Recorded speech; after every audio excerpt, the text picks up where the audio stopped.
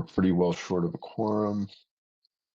So I will give folks, as usual, another couple minutes to jump in, and then we'll start no later than 6:40, but thank you for your patience. Eric, just testing. Can you hear me? Yes, I can. Thank you.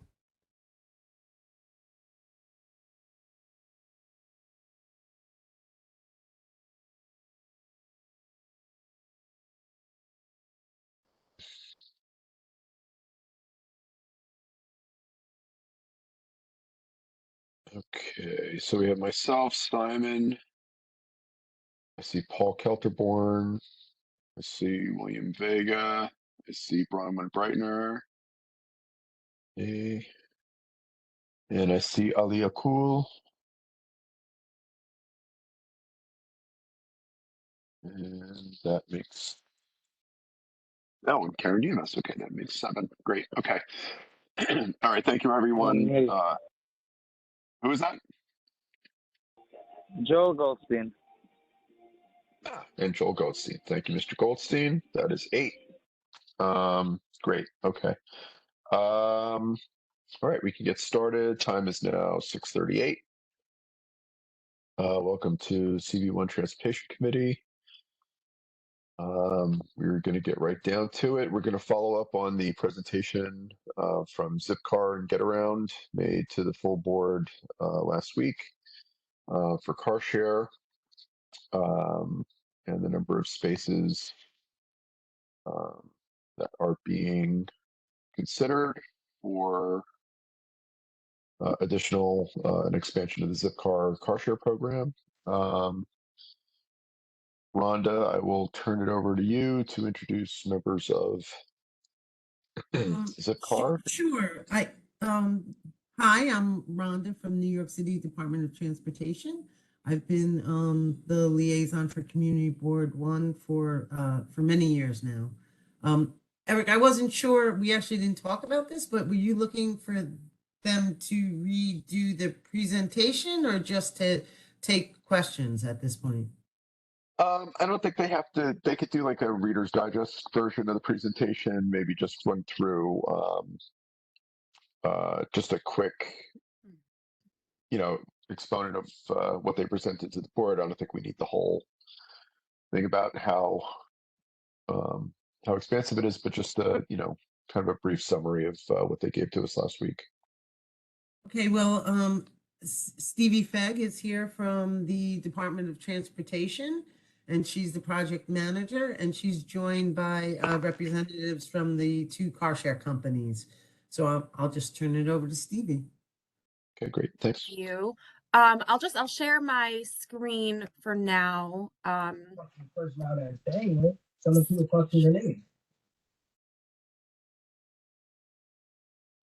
Everyone see that? I'm pulling over a bunch of them. Yes. Somebody's mic is open. Ryan, your mic is open. Both people on the phone, 7185, etc. Okay, good.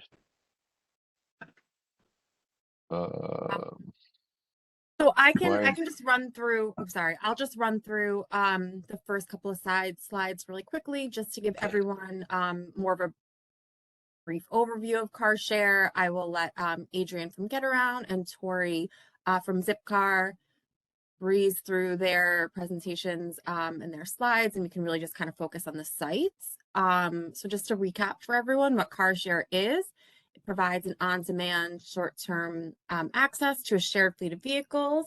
It's usually by membership. You can rent the car by the hour or for the day.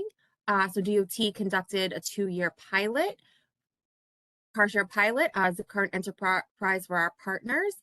The overall program had 230 on-street spaces and 55 municipal parking facility spaces. In your community board, we had 42 on-street spaces and 20 municipal parking facility spaces. As a whole, the pilot averaged 24 trips per space per month, serving 17 different households per available vehicle. For the borough of Brooklyn, was 21 trips per month, serving 16 different households. And just some benefits of car share: reduces greenhouse gas emissions and vehicles miles traveled. We saw that through the pilot, 7% and 6% respectively. And through our survey, we worked at the University of California, Berkeley. We saw that for every one car share vehicle on the road, 4 personal vehicles were sold or not purchased. And for your community board, we have 38 total sites. 19 of these are renewal from the pilot, and then 19 new sites. Again, just for reference, each site is 2 parking spaces. They're located on the same block face at the corner with regulatory signage, just like below, which is actually within Community Board 1. And I will let Adrian kind of take it over, maybe just to go over Getarounds and some of their sites. Yep. Hi, everyone. Adrienne Moretz. I work on government partnerships at Getarounds. I'll keep my video off just for my presentation, and I will be very brief, but this presentation will be shared with you after. So we are happy to follow up with any questions you might have about our individual car share companies. Getaround was founded in 2009. We're quite different than a traditional rental car company, meaning we're free to join. There's no membership fee. There's no monthly recurring fee. We install a device into all of our vehicles that allows you to unlock and lock the vehicle remotely. So you don't need to wait in line to pick up, to wait for an agreement. You don't have to meet anyone in person to exchange keys, and you can reserve trips for as little as an hour. So you're really only paying for what you need the car for. And that's why we're excited to participate in this program. How you use Getaround: you upload your driver's license and you can be ready to drive in just a few minutes. Go ahead, Stevie. I believe I'll skip over this slide, but just some facts about Getaround. When we're looking at locations, which is important to your community district, we first look at the criteria that DOT has set forth for us. We then want to make sure that the locations that we choose are located near other modes of transportation, meaning we want it to be as easy as possible to get from one mode to another, really kind of complementing each other. So the locations that we have selected are near bike share stations, they're near ferry stops, they're near subway, they're near bus stops. We also want these locations to be quite visible, meaning heavily trafficked streets. That helps with safety as well, that they're well lit and well traveled, but we want them to be visible because we know about 30% of people find out about car share just by seeing the signs and the decals on the vehicle on the street. We also want to look where there's a gap, right? Where we can tell where our users are, existing users, and where people want to use car sharing, but we do not have car share spaces nearby. So all of that is how we've chosen the locations in your community district. Go ahead, Stevie. We're requesting 14 locations in your community district. You can tell we've gone for a distributed approach, if you will. That's really just to make sure that we have coverage across the district. We know about 70-ish% of the residents in this community district don't own a car at all. And so it's our goal to serve as a transportation resource when and where needed. Go ahead, Stevie. I'll just again go over this very briefly, but we're collaborating with DOT to make sure car share is affordable as possible, meaning we're offering several layers of discounts. If you want to try car sharing for the very first time, you get a discount to do so. It's a one-time discount for your first trip.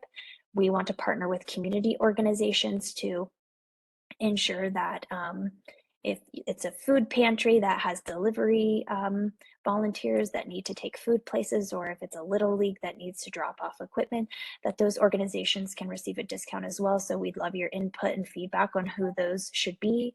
And then for residents who are on public assistance, who are residents of NYCHA, we're offering a recurring discount, meaning it's not just one time, it is monthly, to make sure that our affordable rates are even more so affordable for those who need it. So with that, I will turn it over to my friend Tori at Zipcar. I'm happy to answer questions about Getaround, and Stevie can answer questions about the program. All right, Tori from Zipcar can run through his Zipcar presentation fairly quickly so we can get to questions. Thanks, Stevie. And yeah, I'll go through this very quickly because I know we presented this the other night. But Zipcar has been in New York City for over 20 years. We currently have 2,500 vehicles at 600 different locations with 190,000 members in New York City. Well in excess of 55,000 of those members are here in Brooklyn. In CB1, we had 19 on-street sites up for the pilot that we're seeking to renew. Those, in the last 12 months, we see that those vehicles each get in excess of 30 trips per month. So on average, more than one person per day, more than one family per day are using the car. The average reservation time on those trips is about 9 hours and 60 miles, which tells us that people are using these for purpose-driven trips. They're taking the car out of the neighborhood, out of Brooklyn, probably out of the city. They're going to visit friends and family. They're running important errands. They're doing things that they can't really do by foot or by bike or by public transit or even with the Uber or Lyft. Let's go to the next slide. Zipcar is quite easy to use. You can download an app, register online. You can register, or you can book a car 24 hours a day. You can book a car for an hour. You can book it for a day. And nationally, we find that our members save $784 a month compared to car ownership in New York City, where everything is more expensive. We know that number is much higher. Next slide, please. Thank you. Zipcar, the use of Zipcar and the use of car share more broadly has a positive impact on the environment through fewer emissions, less driving, more carpooling, and more space. Every car share vehicle that's on the road can take up to 13 personally owned vehicles off city streets, returning that space to the community for bigger and better uses than private parking. So in CB1, we're looking to renew our 19 pilot program sites, which were all quite successful. And we're looking to hopefully add 4 new sites, somewhat dispersed throughout the CB, all pictured on this map here. When you ask, why these locations, obviously the renewal sites already exist. The new sites are locations that allow us to provide access to areas that we're currently unable to serve. There may not be additional parking or car share available parking in these areas. Not all, and in fact, most garages do not want car share parking for a number of reasons. If you own a car, perhaps you're going in 5 times a week to commute, 10 times a week. For car share car adds a lot of foot traffic and a lot of logistical issues that a lot of these private garages just don't really feel like dealing with, and so they don't really want us, and so it's often very difficult for us to find private parking. I will add that these sites are in addition to the spaces that in your district that we have a private parking lot. They are not instead of. These cars will allow us to provide car share in areas that currently have a exceedingly high amount of unmet demand. As part of our participation in this expansion, we have an equity and outreach program that's focused on affordable access. We have our current NYCHA partnership, which has gone throughout the pilot program. We're also launching a SNAP program, which will bring discounts to 1.7 million New Yorkers and over 1 million households across the city. And we look forward to partnering with every community that we serve. I made the same request at the full meeting. I'll make it again. If anyone on this call or anyone in the CB has ideas of local community organizations that we can partner with, please, I would encourage you to reach out to me after the call. We'd love to work with you. We love nothing more than to support the communities that we serve. I think that's everything I got. Thank you so much for your time. Looking forward to answering questions. And this is just a list of all the new sites selected that I can leave up, or I can stop sharing, whatever's preferred. Okay, yeah, I think we can actually leave that up just for everybody to see. Okay, that concludes your presentation. Is that, Yes. did I understand that right? Okay, great. Okay, thanks so much. Okay, well, I did. I'm sorry, there's actually a second page though, I think, right? So those are renewals. Oh, okay. Yeah, the second site is renewals. So I think, we haven't heard a lot of pushback on the existing sites. And I just wanted to, my purpose for having you back was to, when the initial sites went in, there was some concern with loss of parking, but we haven't heard a lot of pushback since then about hardships from the existing sites, and just because there's been a lot of um, I don't know, concern about, the loss of parking over the last 2 years, from restaurant sheds, from different programs, perceived parking loss because of open streets, which is really not the case. However, we have, it is true that we have lost quite a number of sites in North Brooklyn. Parking is at a premium here. There's been a massive growth in the community over the last 10 years. That has, made it a challenge for parking. And so I just wanted the community to understand that there were these 19 new sites being proposed that would lose 2 parking spots, total of 38 altogether. And just wanted to get ahead of it and put it out, but I have not, and I've gone through my email, and Joanna, if I missed any that were anything that came back from the community about particular sites, please correct me, but I have not seen any. So I did want to, you did say that you were going to expand this with discounts to NYCHA. I do see 2 sites that are close to Borinquen and Williamsburg houses. But I know there's others on the south side, and maybe I'm not getting maybe I'm not remembering the addresses correctly, but can you just discuss which, so the sites that I'm seeing that are close to NYCHA would be Montrose, Graham Humboldt, and Mesrol. Oh, sorry, where was the other one? Manhattan, Shoals and Mesrol. So, but are there other sites that I'm missing that are near NYCHA developments, either Zip or Get Around or SFAG?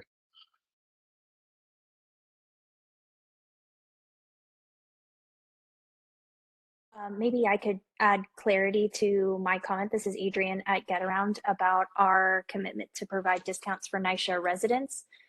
You're correct. We want to co-locate vehicles close to NYCHA residents. It's most ideal if everyone has car share nearby where they are. But the intent is to offer a discount for any NYCHA resident. So a NYCHA resident, if they are, out for the day, they take a bike share trip and then are near another car in another district, they would still be able to receive a discount. So the discount for NYCHA residents is applicable to every resident, even if a car may not be exactly near their home location. Okay. On the renewals, so I see Humboldt, Mauser Stag, that would be close to Williamsburg houses with a 49% rental. Annual use rental 49%, and where was the other one that I saw? I'm missing it now. Do you happen to know? You said you had the household data, but of the ones that are located near NYCHA, do you know that they're actually being used by NYCHA residents, or is that attainable information? Sorry, I'm a little bit under the weather, so I appreciate you bearing with me. This is Tori from NYCHA. It's hard for us for privacy reasons to cross-slice, the data in the way that you're asking. I can say that similar to what Adrienne said with Get Around. Our NYCHA discount is available to all NYCHA residents throughout the entire system. We have cars that are also parked in certain NYCHA facilities, so NYCHA residents have easy access to them. But even if a NYCHA resident, for example, at one of the properties in your community board doesn't have a car on a NYCHA property, they can still go to an adjacent Zipcar and get the same discount. But in terms of usage from a specific group of persons, it's hard for me to cross-slice that. But I can certainly look into it further, and if there's anything material that I'm able to share there, I'll follow up with the committee. Okay, thank you. The only other thing, this came up at the full board meeting was the location of Powers, between Judge and Bushwick Avenue. So that location is right by Jennings Hall. And I know that there are, there are issues with, parking for those residents, both people, trying to visit, uh, parents or loved ones at the facility, but also just use for the residents around there. That was the only concern that I heard with the new parking spots. And I don't see any other ones close to that are ringing any bells, but We can certainly take a look at that one, and Yeah. perhaps relocate it, close by or, a few blocks away, but we'll relook at that site. thank you. And I'm looking at the renewal sites. So these seem to be, they're not. At first I thought they were ranked by percentage of use. I think it just happens to be that the two lowest are at the top of the page, which is the North 12th and Wythe, as well as the North 8th and Bedford, which is a little surprising to me since that's a fairly dense residential neighborhood. It is at least the North 8th Bedford location is close to the Bedford L stop. The North 12th and Wythe is a little further.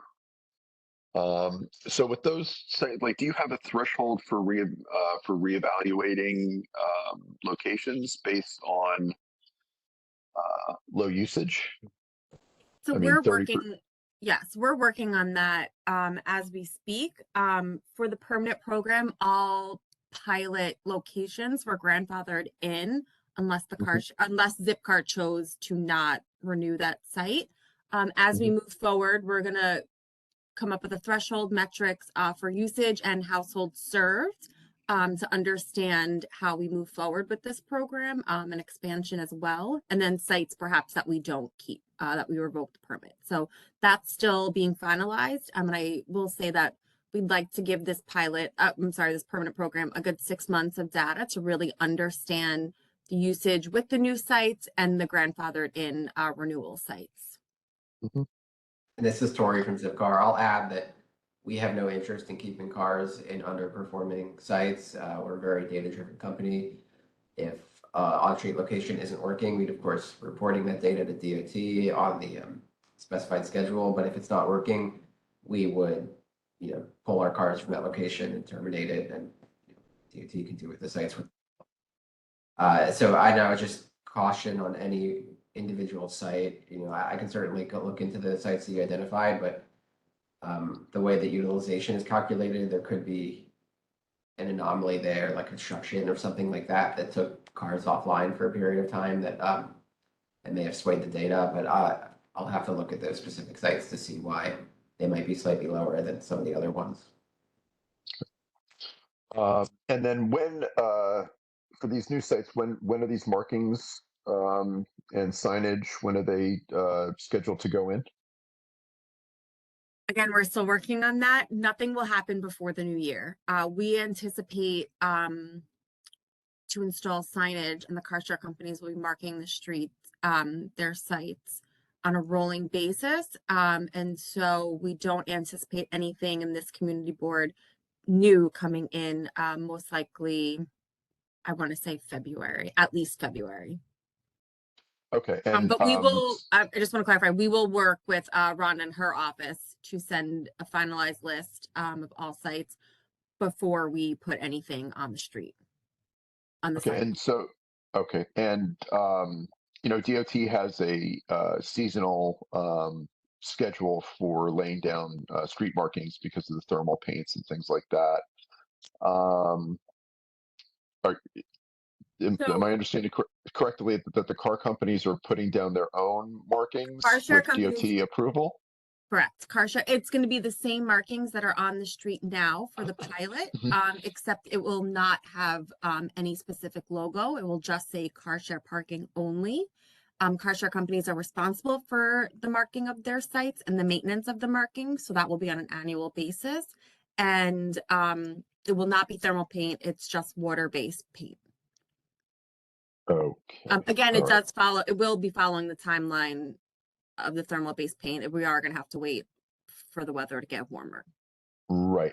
And I can understand that you don't have you're still doing evaluations and things like that, but do you have uh, an internal deadline of when you would like the last of the new sites to be completed, installed? So we are we are citywide with the expansion. Obviously at the department we want this sooner than later, but we understand the concerns of the community boards. We have our own internal scheduling for the signage as well, so we see this being rolled out over a couple of months, citywide.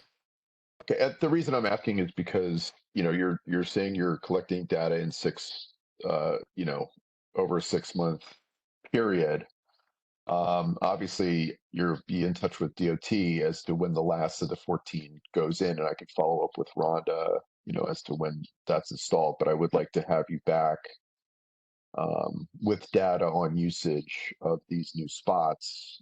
Probably not, I'm not going to hold you to 6 months, but maybe, let's say the last one goes in sometime in April. It might be appropriate to have you in next December to look at this again and just evaluate um, which of the sites are being used, which sites we're having problems with in terms of like in a locality if people having problems with parking because of whatever reason. We're going to be looking at loading zones pretty soon. That's also going to necessitate removal of parking, et cetera, et cetera. So just going forward, I want to be really sensitive to that and really look at the data to make those evaluations. Yes, absolutely. We do plan to come back and share data with community boards. The frequency I cannot commit to at the moment. I will, Mhm. just to clarify, we do plan on implementing community boards at the same time. So it won't be, 5 of the sites are installed one month, the 14 are installed the next month. All sites will be installed per community board at the same time. Okay, good. Okay. All right. So thank you. I will now turn it over to committee. I see Karen and Simon. Bronwyn with hands up, and Simon. Simon, go ahead. Okay, I have a question. First of all, I thank you for coming to the committee. I just have a question to the chair. First of all, do they need a vote from the committee, or how is this just informational? This No, process? no, they do not need a vote. This is going through, but Zip and Getabout and DOT had intimated that they would be interested in taking community board comments about particular sites that may cause a hardship or weren't appropriate to the neighborhoods, and so taking them up on that, we just wanted to. So first of all, I hear from us. appreciate, I appreciate the chair to have them come to the committee, which is very important, informative. So I see many complaints about specific location of Rutledge Street between Lee and Bedford. That's one where they complaining about the removal of parking space. That's number one. Number two is I'm just trying to understand the data. How do you you were saying that one car per day per household? Is that what I understood from the data that you have? I'm talking now to the Zipcar. Is that what you said that was your data? That was your data that was collected? One car per location per day? Is that what you said? In this community board, the existing on-street sites are currently, for the last 12 months, average more than 30 cars per month. So if there's 30 days in a month, we can average it out to at least one a day. Obviously, it's not specific. We could hypothetically have 3 different trips in one day and then 0 the next. It's not. Yeah. So my question is, specifically one how per do day. you, if, I mean, I in my eyes, maybe I don't know how you, in my eyes, this is quite not very, very, very successful. How do you anticipate by adding more locations, creating more business? And I feel that removing all these parking spaces against, I would say, most community board residents. How do you? What rationale is increasing when I think this year? I think it's not. I mean, in my eyes, I don't know how you look at it as a business world. It's not very successful. Only 130 per month and 1 per day is quite a low number. What's the rationale to remove so many parkings? As far as the rationale, I'll defer to DOT, but in terms of I can't one hear per you. day, Not clear. You're on a speakerphone. I can't hear you very clear. Sorry. as far as the rationale, I can defer back to Stevie, but just in terms of 1 per day, our trips in this community board, as I think I mentioned earlier, the average trip is, just want to make sure I'm citing this correctly. Yeah, it's 9 hours long and 60 miles. So it's not like somebody is taking the car once for 1 hour. Like these tend to be longer trips. The cars are being used fairly frequently. Yeah, but if that's the case, then somebody is willing to walk a couple of blocks to pick up a zip car. I mean, I community resident. I see people, they're willing to go a mile or so or more to pick up a zip car if they need it for so long. I'm just have the question. Okay, let me get to the next point. My other point is that I see, just I'm going in the how Zipcar is set up. If you're trying to gear to low-income families, I do see that you're charging a monthly fee. You can't become a member without charging a monthly fee. That's one question. Either $9 or whatever the other charges. I think, but by charging this monthly fee, it's people hesitate to become a member, and therefore, they don't become using this kind of mode of transportation. That's number one. Number two is I also realize you can only book. Am I right? You can only book your car via a smartphone. Is that right? Sorry, what was that last question? The last part of the last question? It's a question. What? What was your? I couldn't understand the last. If you can only book a zip car via a smartphone, is there a way to do it without using? You can also do it through your computer, through your desktop. But you can't call in, right? It has to be done either by computer or by a smartphone, right? You could call for assistance with booking, but primarily people book through the app or through their computer. So I'm just trying to increase the usage, So let's say somebody doesn't have access to a smartphone or a computer on the street and needs to book a car. I'm just trying to, maybe you could implement a way that for even people living, as you mentioned, trying to focus on people living in public housing. Let's say they don't have a particular smartphone or they don't have access that minute to a computer. It means going home or going to office, book a car. I mean, would Zipcar consider a way of booking a car like via text or some other mode to be easier to be X without having to use either of the two? I can certainly share that feedback with our operations team. Okay, thank you.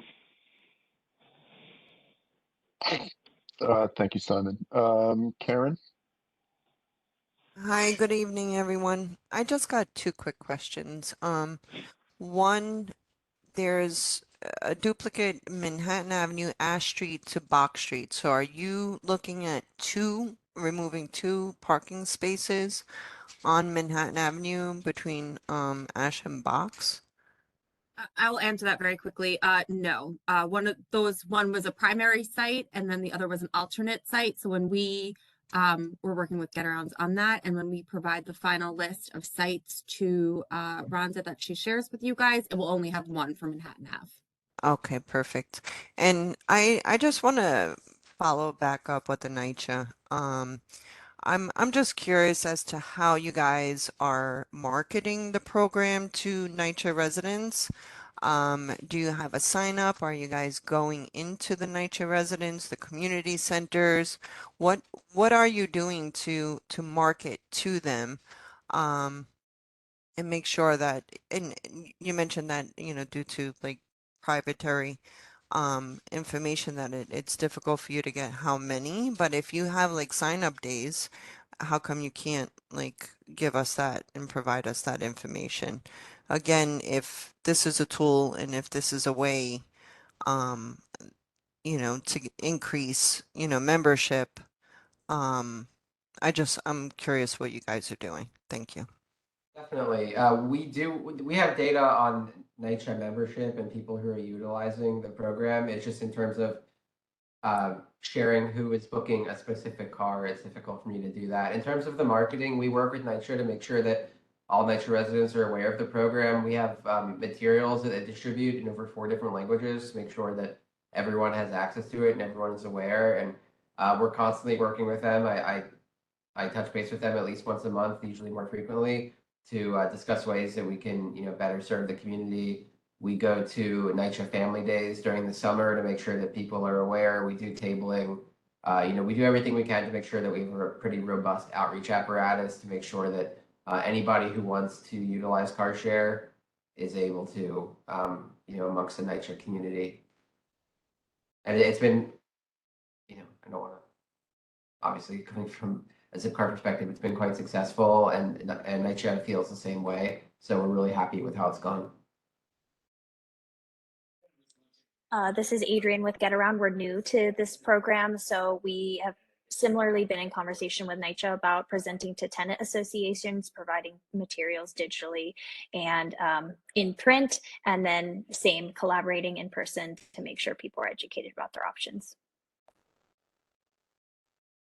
Thank you. And you will provide the board with information on like who to contact as far as like other organizations, nonprofits, and food pantries, things like that, where they could call to sign up for the discount?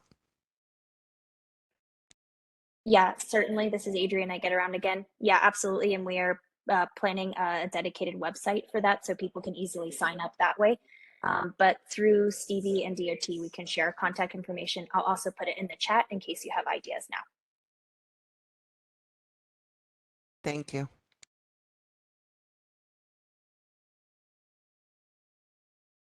Thank you, Karen. Bronwyn, you had your hand up? Yeah, hi, thanks, Eric. And thanks to you guys for this presentation.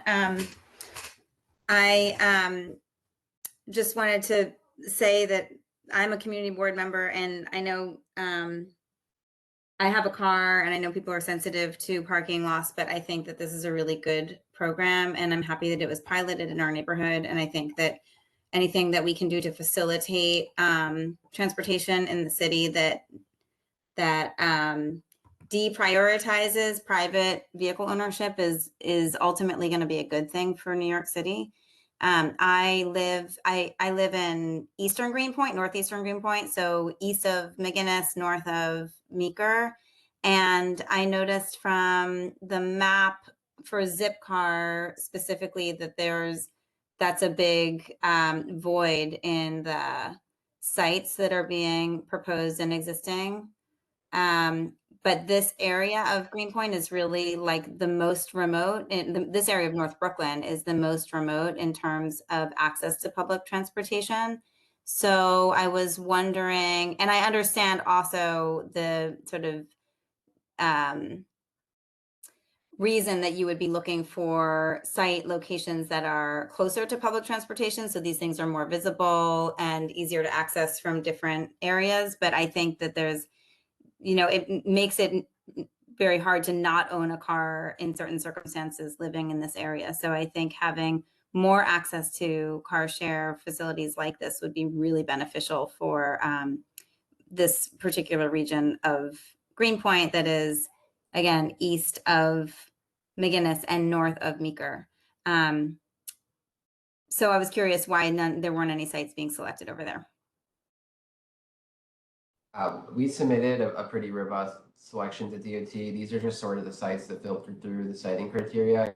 If you have specific feedback, like exactly what you just said, that's incredibly helpful. And, you know, we'll certainly work with DOT to meet, you know, if there's any gap in demand or gap in service. You know, that's the whole point of the Archery program, to provide access to areas that we're currently unable to serve. So I know you just gave me like a broad area, but if you have any specific suggestions for intersections, we don't have to take up everyone's time now, but if you want to email me or if you want to connect with me after this call, you know, we really value your feedback, and that goes for everybody listening. If you have specific feedback on places that you think are currently underserved or could be better served with sites that aren't identified here, you know, we really value that sort of feedback, and we'll act on it accordingly.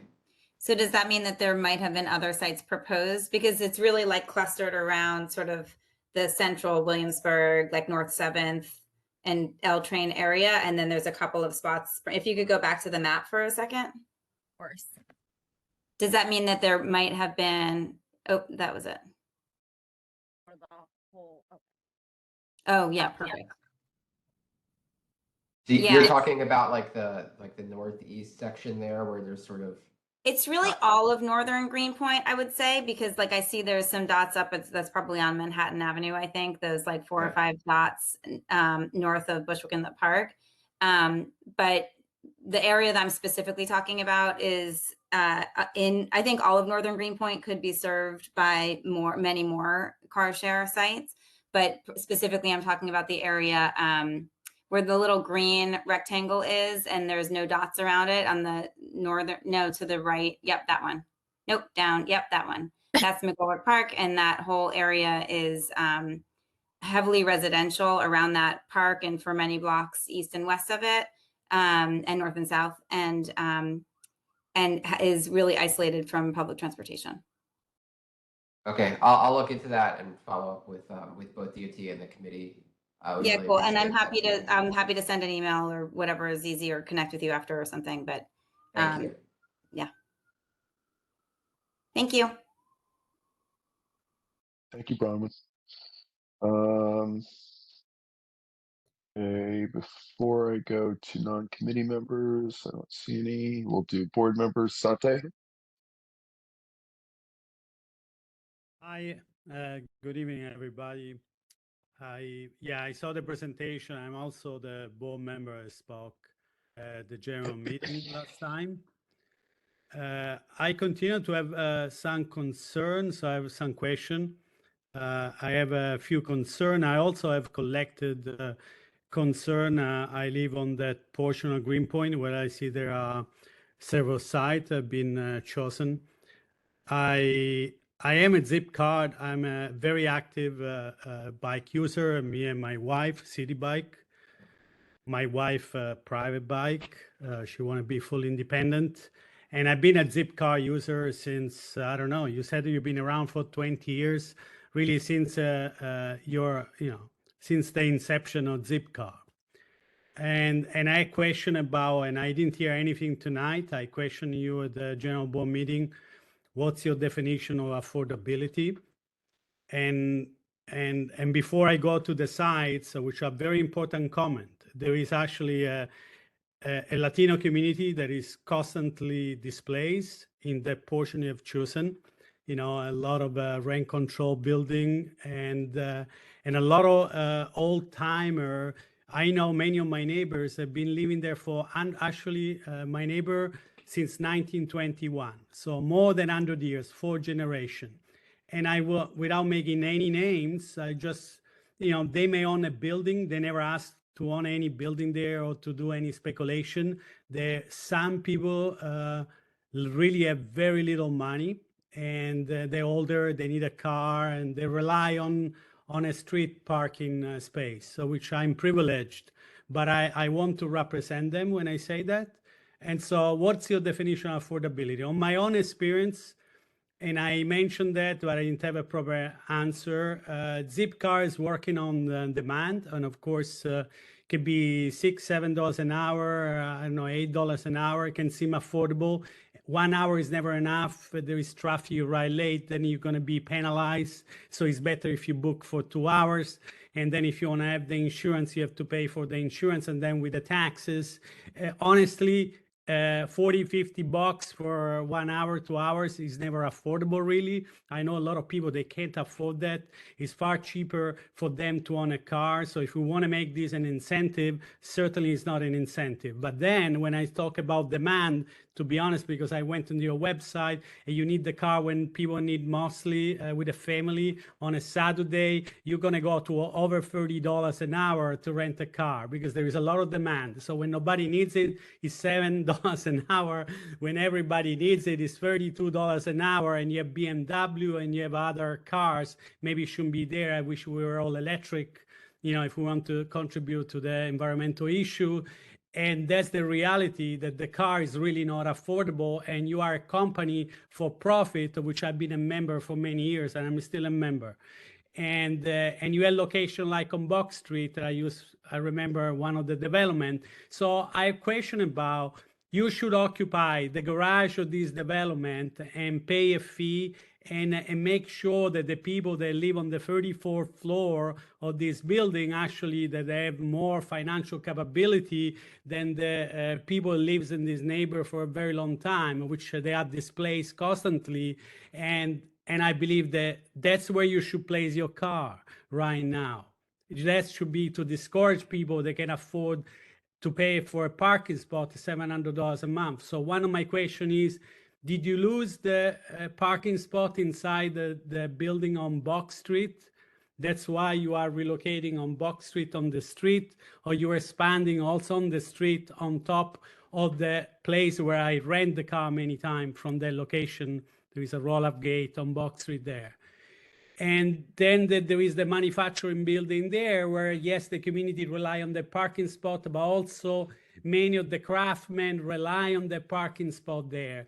I believe it's not really, it's a war on cars, but it's also I believe, you are a company that you are there for profit, and you should actually take away the parking spot from this private garage. We have a very active development there. And I could activate the community there, which we have not consulted. And I'm telling you, these people is not informed enough for whatever reason. And I could activate the community more, but I already have informed some people there, and they have concern. So Manhattan Avenue, I'm wondering, could be different format there. There is the parking on a meter. Maybe you could experiment by having some different form. You can mark on demand by the meter parking spot. What I'm trying to say that there is a community which has no financial capability, they will be constantly affected. We have lost a lot of parking space, and we're going to lose more for different reasons, development, construction, and people don't know where to go. And there is older people. Sorry, Eric, okay. but I want to make sure it's an important issue, and the affordability has not been answered. Cars are expensive. Sure. They are needed, cost more than $30 an hour. Right. Okay. Thank you. That's a lot. Sante, let's see what answers we can get from the panel. Thank you. Thank you, Eric. Thank you. Hi, this is Tori from Zipcar. First, I'd like to say I appreciate your long-term membership, and we value your feedback. Regarding specific locations, I would just reiterate that these on-street locations are intended to supplement and complement our existing private garages. They're not intended to replace. So I would have to check if the Box Street location you're referring to still has cars. I don't have that offhand. And regarding affordability, the numbers you quoted seem a bit high to me. I would have to see what locations you're referring to.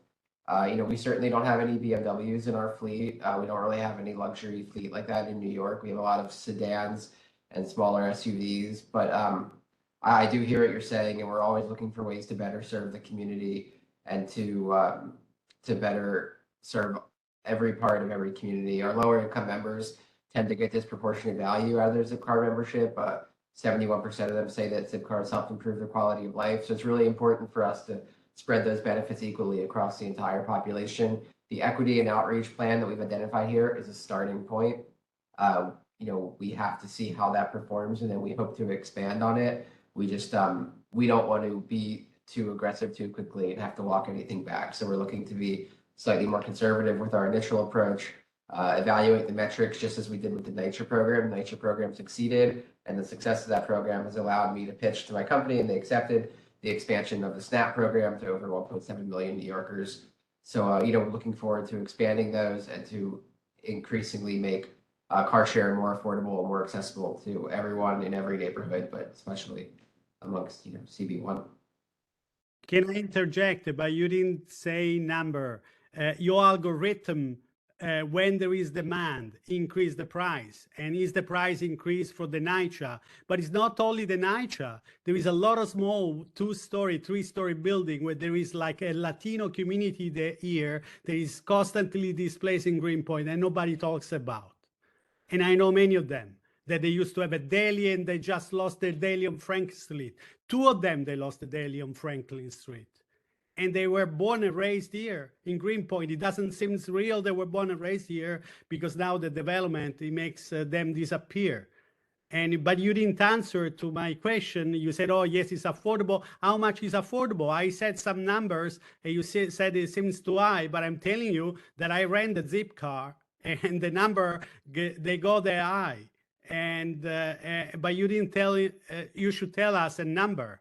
You say it's affordable, but it's kind of a very vague, empirically affordability. Let me just jump in. Thank you, Santi. So just to kind of crystallize this a little bit. So yes, you're doing outreach to NYCHA, but Santi makes a good point that there are many other residents that may be low income that could also benefit.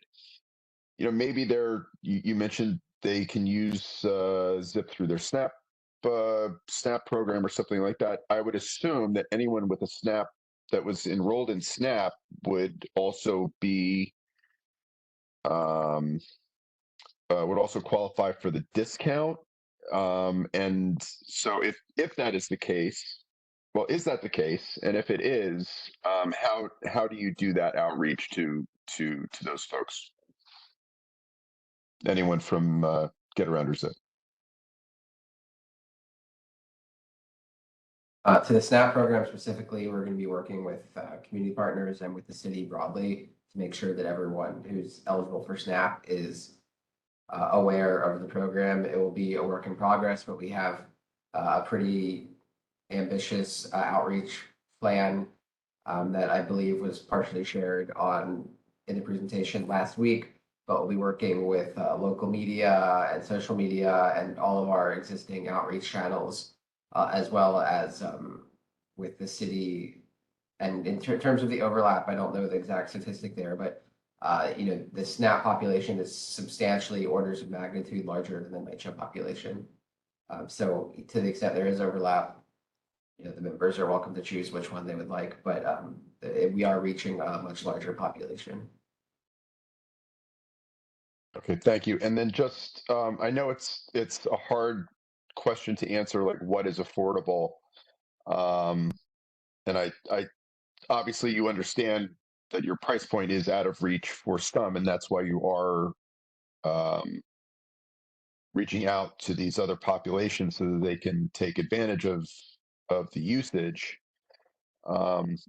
If anyone can just maybe in 1 or 2 sentences define what you not you personally obviously, but what the company feels is an affordable metric. And because I don't want to go on and on about this, it's a hard question to answer. I understand it would be hard for me if I was representing Snap, Zipcar or whatever, but is there any way that you can kind of just crystallize that in 1 or 2 sentences, either Adrian or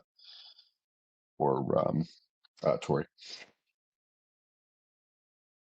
This is Adrian. I don't know if I can define what is and is not affordable, but what we can say is that the intent of this program and car share generally, company to company, is to be less expensive than owning a personal vehicle. Although it may seem if you don't have a high monthly payment, owning a vehicle is not that expensive, but there is insurance, maintenance, all of the things that come along with owning a vehicle. And so car sharing is extremely less expensive than that.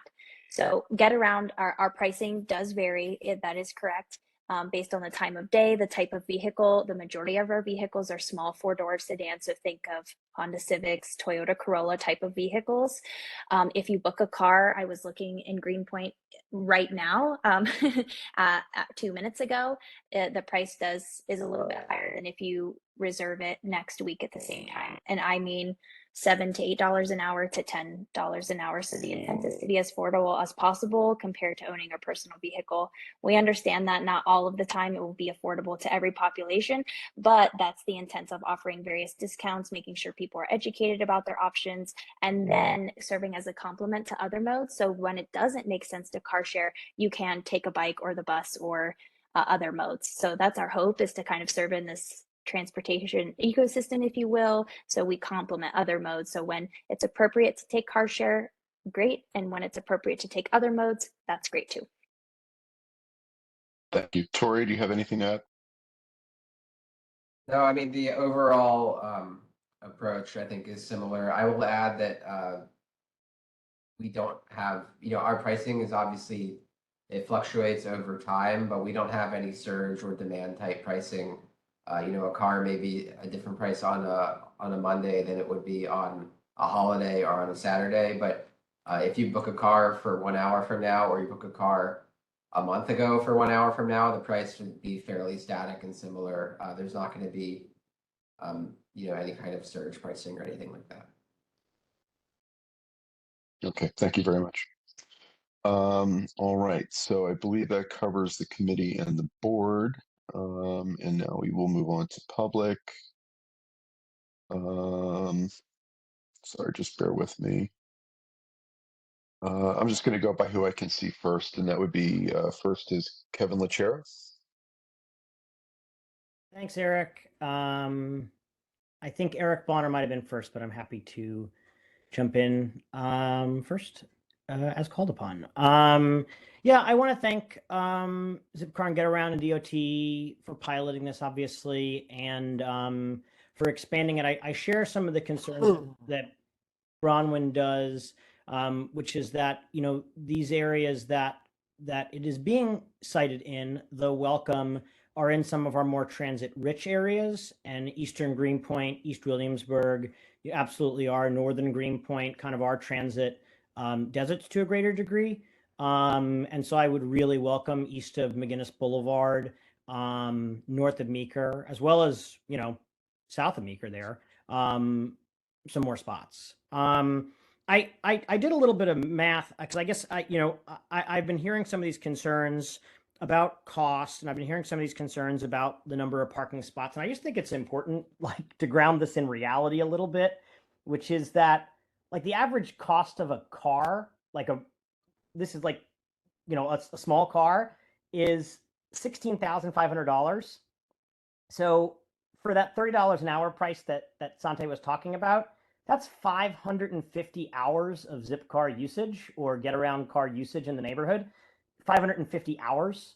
At that $10 an hour rate, that's 1,651 hours. Kelly Blue Book says on average an American's new car is $48,000, which is, at the $30 an hour price, 1,600 hours, and at the $10 an hour price, 4,800 hours. So I just don't think that some of these concerns, I don't know, I'm trying to be kind, but reflect reality. I think that we're talking about here 61 total, 61 car share spots for 122 spots in total. There are 36,000 parking spaces north of Flushing Avenue from the river to the creek. That is 0.003% of all parking. And what Eric said was that there's been no pushback so far.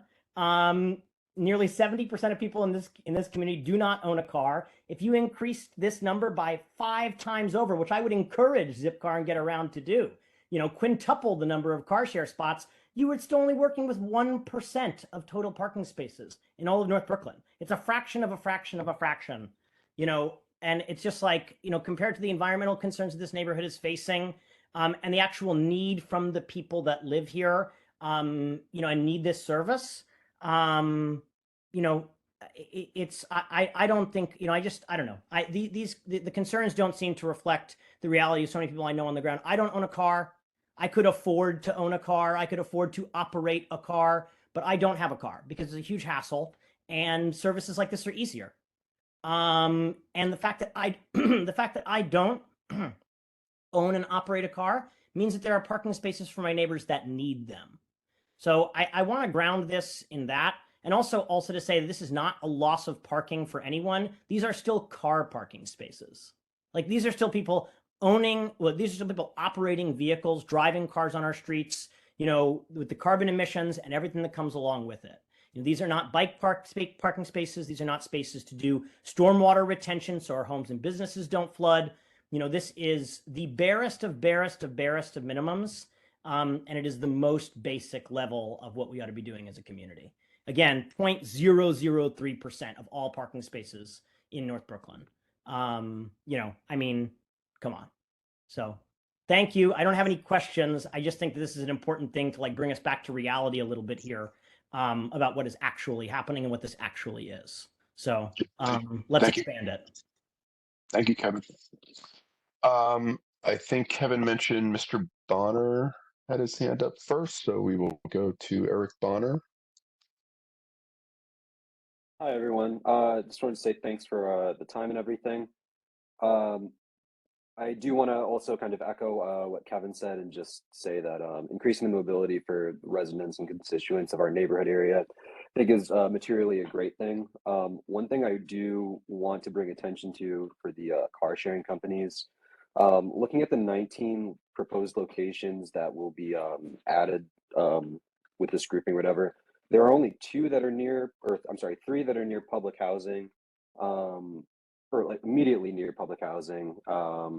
The 227 Power Street location, the 166 Manhattan, and 153 Montrose. Those are all right near the Williamsburg housing section, but we also have the Brequin and Bushwick houses in the southeast portion, as well as the Lindsay Park housing development, which is another high density area.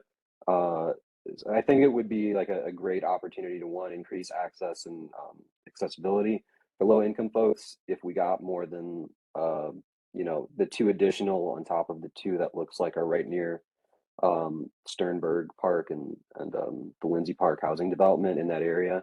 So if we could get those like added to the whatever list is going to the or car share network companies, I think that would be great. Also factoring in just like we have the G at Broadway Union right there, the L at Montrose, and the J at Lorimer. That adds just kind of another, you know, multimodal kind of function for the neighborhood. But that's it. That's all I wanted to share. Thanks so much, guys. Thank you for that, Mr. Bonner. Okay, EM, is that Erica? Hi, good evening. How are you, everybody? Hope all's well. So I just got to say this. I know it's easy to read stats from a screen. I know it's easy to extract, you know, only 30% of local residents have cars. Whatever's reiterated. When you're actually on the street, I hear more and more people don't even want to provide feedback anymore because it's so frustrated now that there's no left turns on McGinnis. You know, there's spots.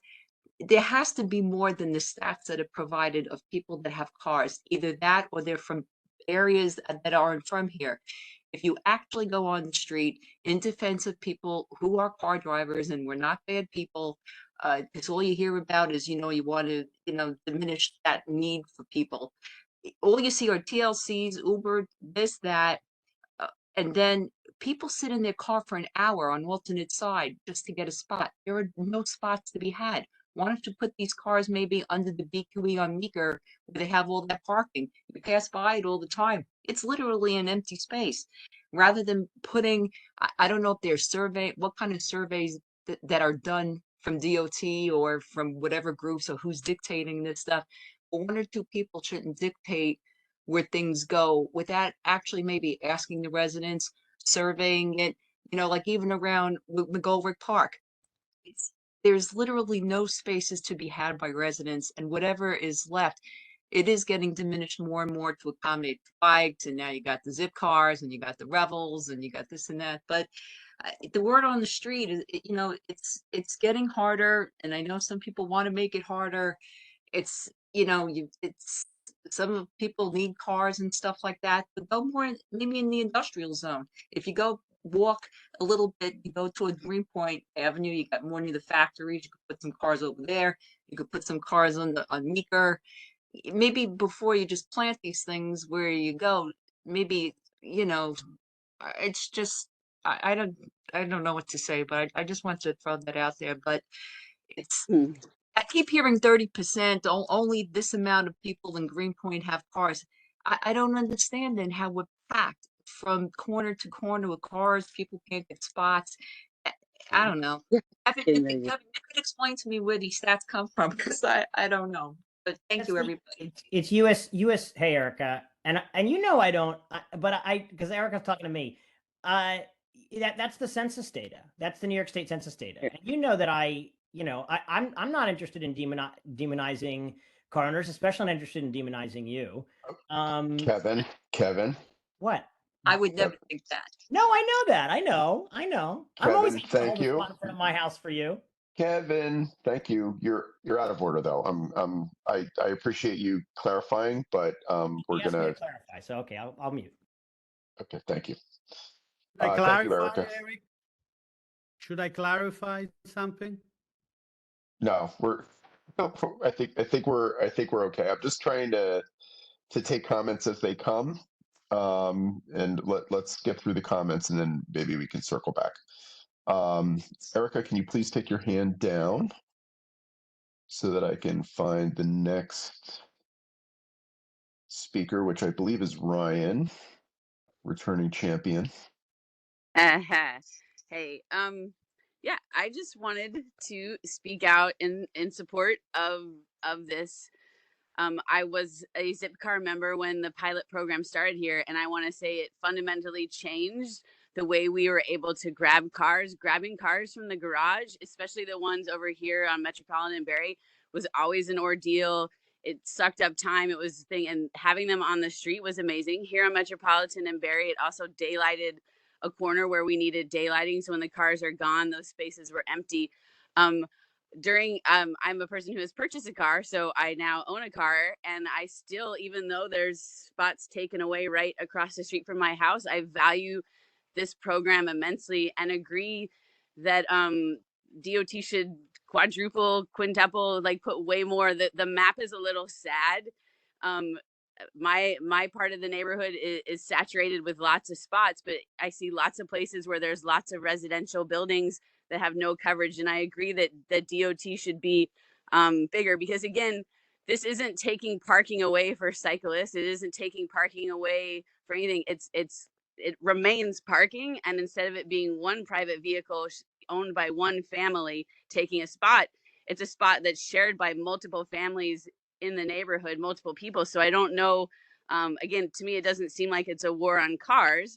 And again, if we as a neighborhood aren't going to say, like on my street, if every single person that lived here owned a car, there would not physically be enough spaces for every single person to park their car. Those of us that own cars, yes, sometimes we may have to spend time circling the neighborhood, but that's because there's lots of us that own cars. While I think that, again, we can't, I don't know. Anyways, I just think that DOT should add more. It's still parking, it's still being used by cars. And I thought the pilot program was amazing. And I think that lots of other community boards are going to be ecstatic to have this, because it changed the game for us and the Zipcar rentals, being able to, like, again, even just something simple that if you're not part of the program, realizing sometimes if you had an issue and you were in the garage, you couldn't talk to the help people. Being out on the street, grabbing your car, it was amazing. And I high-key thought it was one of the best things they did.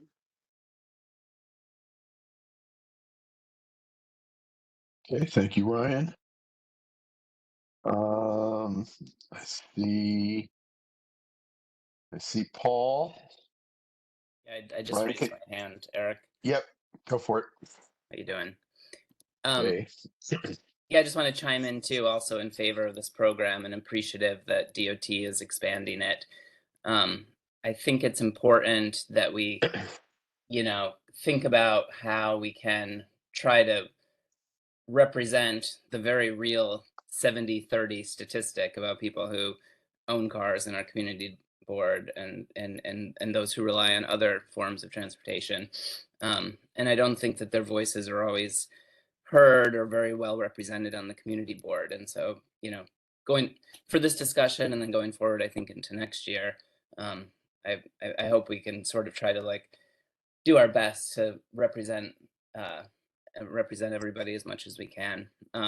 And it's like the I wish this conversation weren't sort of framed around the loss of parking spaces, because I could even just walk out my door on my street and point to 4 cars that haven't moved in months. They all belong to the same person. I feel like we all have, we all can point to examples like that. And it would be very easy to sort of find 19 spaces for these cars. So anyway, just want to throw in my 2 cents in support of this program and also relying on real data to make these kind of decisions. Thank you, Paul. And just to be clear, and I said this at the full board meeting, I support car share. I think car share is a great idea.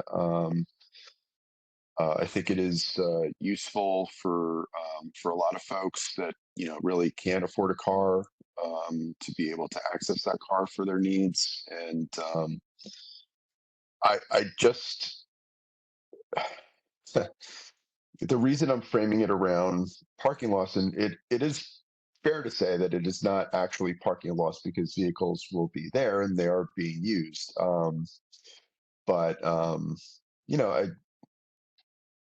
We have endured a lot of parking loss. And I guess that's why I framed it that way. And I wanted to be sure that following the full board presentation, that folks that had issues with these particular sites, specifically these sites, would have the chance to weigh in and say something. So Simon had a couple spots that I'm sure Ms. Moretz and Tori took note of, as well as Ms. Feig, and we'll be considering that as we move forward. And again, Paul, to your comment, I think this should be a data-driven conversation. And so, once these spots are in, and we're seeing the usage of them, because I'm sure Zip and Get Around would like to expand further. I mean, as Simon was saying, they are a for-profit business, and they want to be successful and expand. And where and when that is appropriate, they should do so. And so these underserved areas around Megorlick, as Bronwyn mentioned, some of the areas up around West Street, Commercial Street, that area.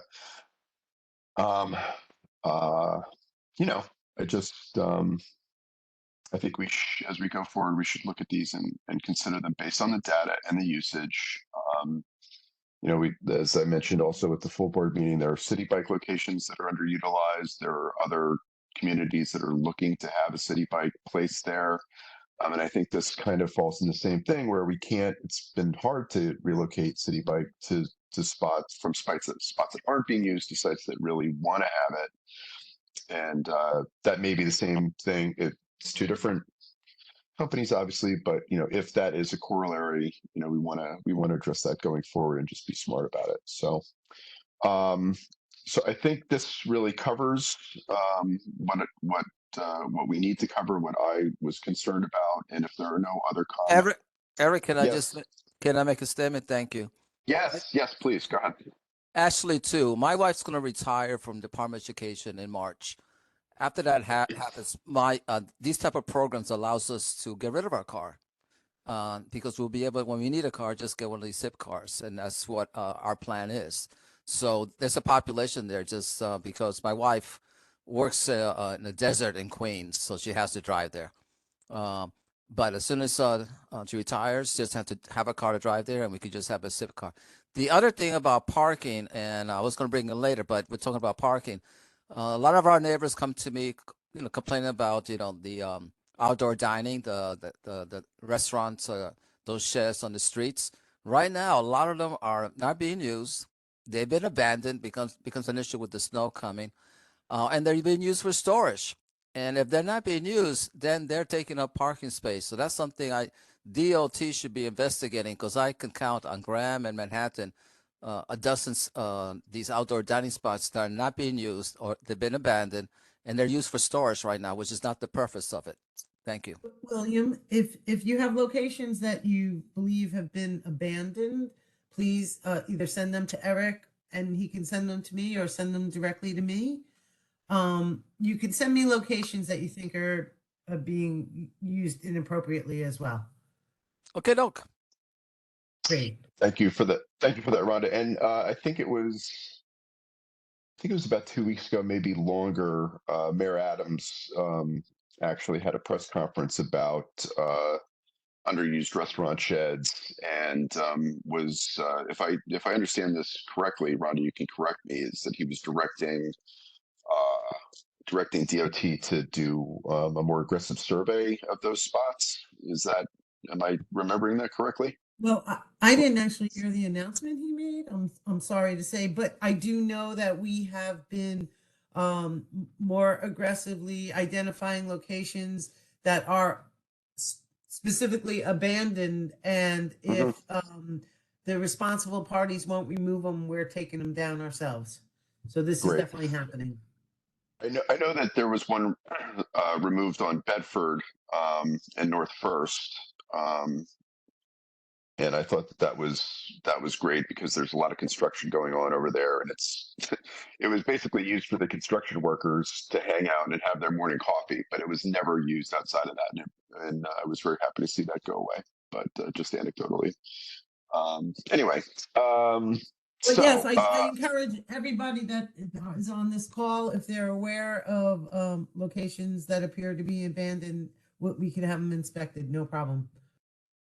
Okay. Oh, now all these hands are going up. All right, so we'll let this go a little bit.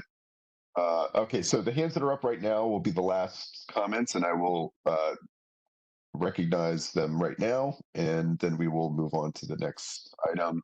So in this order, Karen Nieves, Sante Michelli, briefly, Sante, Vincent Valdmanis, and Yefim Veternikov. We'll do it like that. And so, Karen, please go. Hi. Yeah, I just wanted to go back to, Erica's comment. About maybe looking at, under, Meeker Avenue, since, again, it would still be closer, to use like Meeker Avenue. I for some reason, I don't know if I'm getting confused with the electric stations, but I could have sworn that there was supposed to be car share also underneath Meeker. So I would, again, just maybe Meeker is a good location to put some of these. This is Stevie from DOT. We will certainly take these suggestions into consideration, and I will take them back to the office. I do just want to say, as a program, we have specific citing criteria that the car share companies have to follow when citing their locations. And I'm not, I don't know exactly what the regulations are on Meeker and what the conditions are, but we also want to cite these cars where people are and where it is close to get to. The ease, like some have mentioned, the ease of getting to these cars on the street are a big draw to having them on the street. So we want to make sure that they are accessible to people. And but again, it's better than having to go to, you know, one of the car rental places. There's only, I think, one in our community. Then you have to go to Queens. So again, it would still be, you know, easier access there versus having, you know, having to go to Queens. Yeah, thanks for that, Karen. Yeah, I thought, now that you mentioned, I thought that there was a plan to do some car share under the BQE on Meeker as well. I seem to remember that. Maybe that's a long time ago, and maybe it's changed since then. But Ms. Feig, if you would take that back and look at that, because as long as we're, you know, losing these spots to this metered parking on a on a non-commercial stretch that we have to live with now, maybe that would be appropriate. So please do take that back. So Stevie, just to be clear, they're talking about these parking lots under the VQE between the two directions of Meeker Avenue. Yes, I can. I will. I Yeah, will the parking certainly take fields that that are back. now being metered. So the parking fields, those that might be, I will take that back. I'm unaware of any car share supposed to be there. Perhaps it is for the electric vehicle pilot, which is it's different than what the car share is. So I will certainly take that back and ask and get clarification. Thank you. I believe that when they were rolling out the you know, the presentations for the metered parking under the BQE, they were talking about the potential for different programs to participate there. And they may have talked about the potential for car share. They definitely talked about the potential for charging stations, but I don't think that was with anything specific actually lined up. Got it. Thank you, Rhonda. Okay, so Sante. So Eric, sorry if I take longer, but I hope you realize it's my third language. It's not my first language. It takes a little bit longer sometimes to express certain concepts. I try to express it as clear as I can. I fail many times, and I fail in time and in pragmatism, which is definitely not an Italian you know, attribute, I would say. But let me say it again. Okay. What I want to say, Eric, I believe some of the comment ended up mischaracterizing a little bit what I was trying to say, that genuinely I was trying to bring in some point of which I believe we should question that. As a community board member, I have no conflict of interest of any time. I would question, and I didn't receive the answer on affordability. Now, the data, and let me tell you, because I know for sure, and I have people that I could bring in as a witness with a very limited financial capability.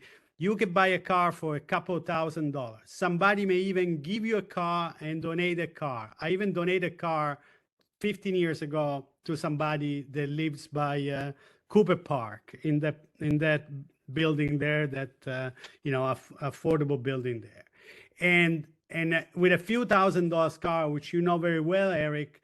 And if you have no assets, if you have no building to protect, if you have no umbrella insurance to have, you can do the cheapest insurance. And maybe it's illegal in Europe. You need to have like $2 million coverage minimum. So if you hit somebody, but you can get an insurance for a couple $100 a year, literally. They insure you for $25,000 coverage, you know, practically nothing. You can't even pay an emergency, you know, fee for anything.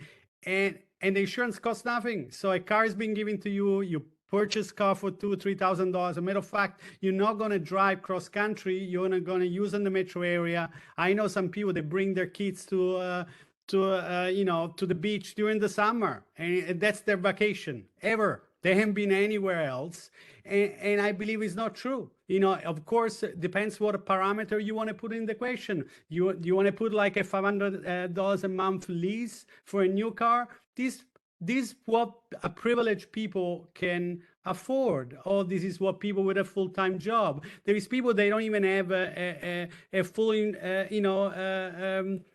card to use to pay for things. They still rely on some cash, which the use of credit card is still an issue. And the answer is that in Greenpoint, by the Newton Creek, we still have very active, huge development, which people can afford definitely to buy a car. They bought a car, they go to their summer house, they go in the Hamptons, they go upstate New York, and there is garage. And of course, there is a growing population where 50,000 more people living in Greenpoint, that they can afford. And most likely this car, they're going to serve these people. They're not serving the people, and I didn't receive that answer. And so it's not about the war on cars. I don't care about keeping the space, but if I care about, as you said, we have lost parking space. Most likely, who is going to be affected, who cannot afford nor a Zipcar, not to buy a new car, not to do all the things we've been saying that they are great. But the reality is it's not like that, and it's a lie, and it's not objective.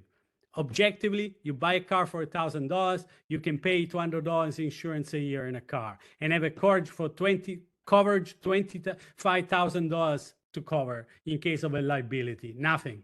You can even pay for a broken hand at the emergency, but that's the reality. That's all. So I don't want my comment to be mischaracterized. I love to have this answer at a certain point at community board. Otherwise, I'm going to continue go further and bring in more data and bring in more information. I love not to do that, but thank you. Thank you, Sante. I think I had, sorry, Ryan, we're done. It's Vincent and then Yefim, and then we're moving on. So Vincent, please go. Sure, thanks a lot. I just have a few quick comments. I wanted to express support for the pilot. I also am a Zipcar member. I've gone off and on because I actually do share the affordability concerns with other folks. It's really quite expensive, and it's kind of a reach for my own budget. I do not own a car. I use the Greenpoint Avenue lot, which has about 10 cars stationed there and is very heavily used. And I think is really the only Zipcar location that is east of McGinnis and north of Meeker. That point has been made a couple of times, and I would like to just reiterate for DOT to think about the region, that quadrant of Greenpoint. And I understand the logic around intermodal connectivity with mass transit, but the flip side of that is that they're in transit deserts. If you don't own a car, you're in real tough shape, especially the absence of car sharing is just kind of makes it even harder. And then I just wanted to mention, I do also appreciate the concerns that people have mentioned, and Sante most recently, about the affordability question. And maybe it would be useful for the car share companies to be thinking about different pricing tier models, so that it's not just that you have a NYCHA SNAP program and then like, I don't know, a Yuppie program, but that you have something that is accessible for people who are not really following into either category. And maybe that would involve limits on use or something per month or whatever, but just to, I don't know, it's something to consider, that feedback. And then I guess my final point is I really am upset with this loss of parking narrative that I'm hearing. This is just not true. There's so much new development that's going on in Greenpoint, and almost all of this new development includes massive amounts of off-street parking. And so what people are really talking about is losing their what they consider to be their right to free parking on the street. And that's if that's really what you want, you may need to move to another part of the world where that makes sense. It just doesn't make sense in a place like Greenpoint or the inner city of New York. Thank you.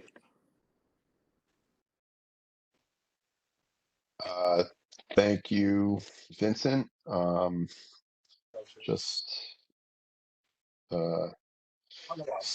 yeah, so the people that are upset about the loss of parking have lived here for multi-generations. And I will tell you that these new buildings that go up all over the place are constantly looking for easements not to have a parking garage because the zoning says that they have to have spaces, and then they come to us for an easement so that they don't have to have the spaces, and then they get that easement, and then guess what? Their residents have to find parking on the street, and this happens all the time. So, I'm not hearing that, parking loss is not an issue. It is an issue for people that have lived here for multiple generations, and there's a lot of people that have, come in new, and these are not the people that are upset. It's the people that have lived here their entire lives that are upset. So I just want to, make that clear again, that is why this issue is being discussed. Okay, thank you. Yefim? Hey, thanks for giving me a chance to speak. I'm a CB1 resident. I've lived here for the last year, and I just renewed my lease, so I'm here for another one. I am 30 years old, and I haven't owned a car. I grew up in LA, and I haven't owned a car. And I've been a customer of Zipcar since 2017, the last 5 years, and a customer of GetAround since 2015, the last 7 years when I lived in San Francisco. I loved using both Zipcar and GetAround. I think my favorite feature and why I don't use them now is because there's not that many dedicated parking spots near me on Manhattan and Metropolitan Avenue. And I just want to encourage adding more dedicated parking spots so that I can use Zipcar and use GetAround. I think the most important thing is that a lot of these cars that are parked on those streets are either like abandoned, as we were talking about earlier, or very rarely used. And the numbers that Zipcar and GetAround provide that their cars are used minimum once per day is very awesome. I challenge anyone who drives to make sure that they use their car at least once a day. Yeah, thank you so much for giving me the time, and more dedicated spots to car sharing would be amazing. And that's all. Thank you. Thank you, Yefim. Okay, that closes this item. I want to thank Adrian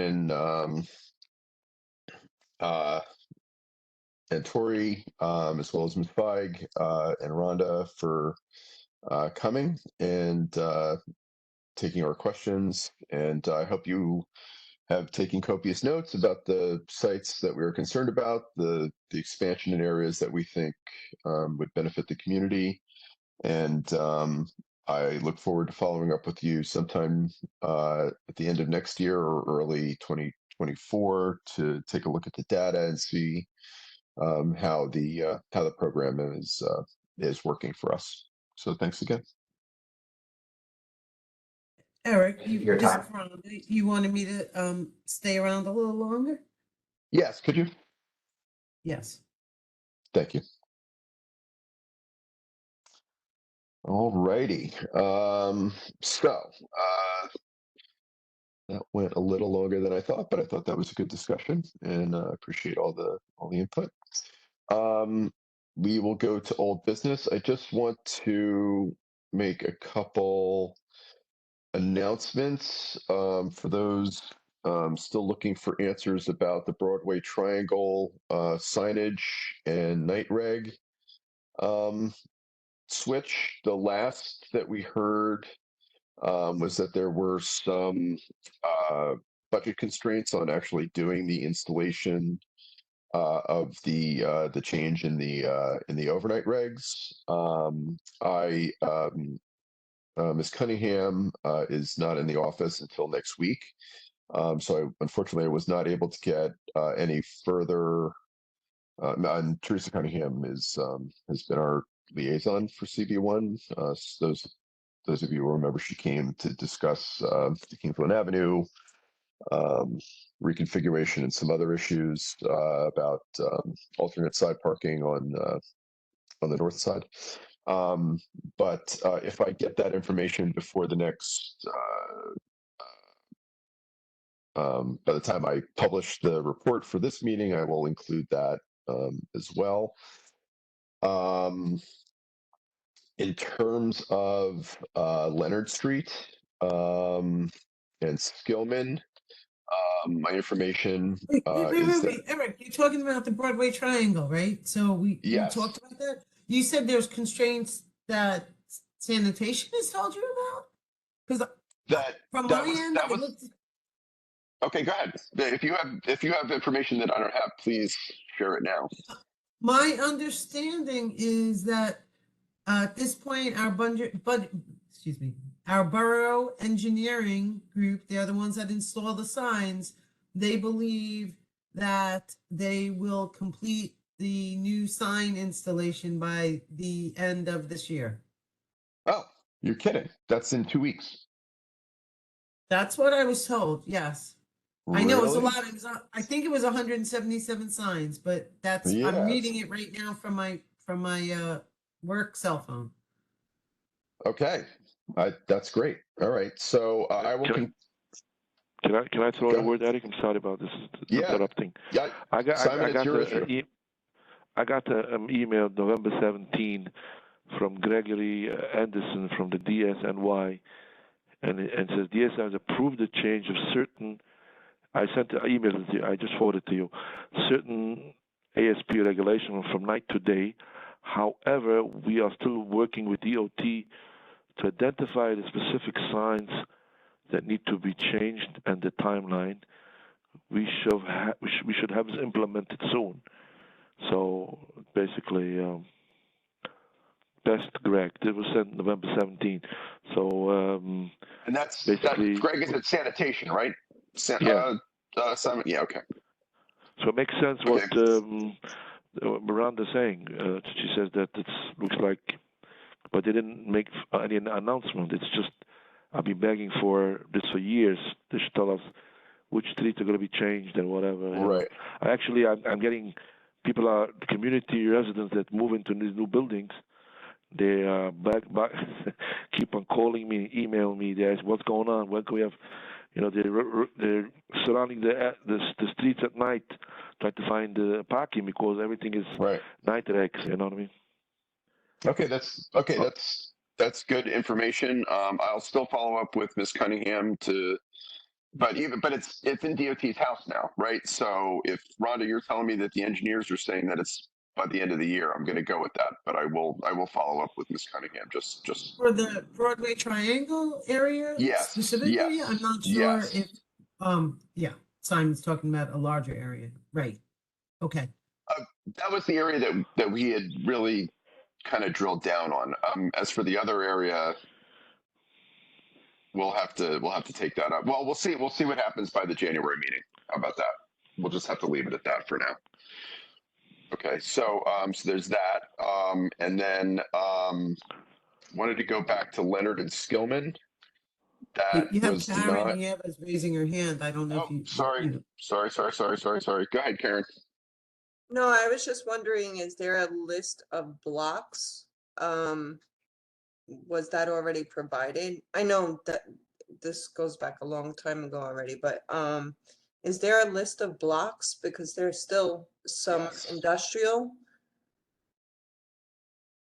There was. It was forwarded around to the committee. Simon, I think that got forwarded back in November, didn't it? That list of streets. Yeah, but that was only a couple of blocks. So I mean, the sanitation or may have made their own visual visitation of the whole area, because since we started this requesting this many years ago, 4 years ago. Right. Since then, many new buildings have come up now. Like with this new what do you call this, Pfizer property, and a lot of blocks have changed. Okay, I don't know. all right. Okay. All right, so let's do this. Let's Rhonda, I'll follow up with you in the new year, and we'll, based on that list that you and I had been sharing the thread on that went around, it might have even been October that that list went around. I'll follow up with you on that, and then we'll go from there to see if there's, to Karen's point, if there are other blocks that that need to be addressed. Right, but if we're talking about changing cleaning regulation schedule, that you'd have to address that with sanitation. Yes, we'll bring them in as well. But what we'll do Okay, is we'll but start. But let me do this. I just want to be clear. So I want to start with now that stuff has been given to DOT to do, because it's, you know, their job to do that. I want to get that knocked out so we don't have to talk about that anymore, and then we can move on to anything that either the industrial community or anybody else has issues with, or that sanitation is still looking at, or whatever. So, you know, so we don't have to go talk about sites that are completed. Understand? Sure. Okay. Fair, Karen? Fair, Simon? Yeah. I would just request if Rhonda could please stay, and I have an issue to talk to Rhonda. Okay, we're working through it. Okay, so that's Broadway Triangle. Leonard and Skillman, just an update on that.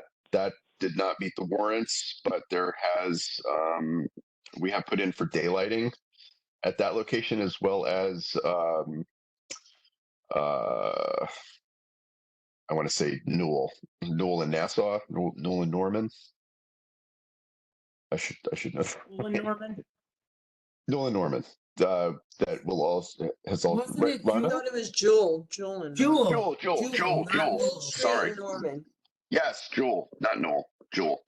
Jewel and Norman has also been put in for because that got denied as well. Mysteriously, I really still can't get my head around that one. But we have put in for daylighting on that one, so we'll see what happens there. And I had another. No, maybe that's it for that.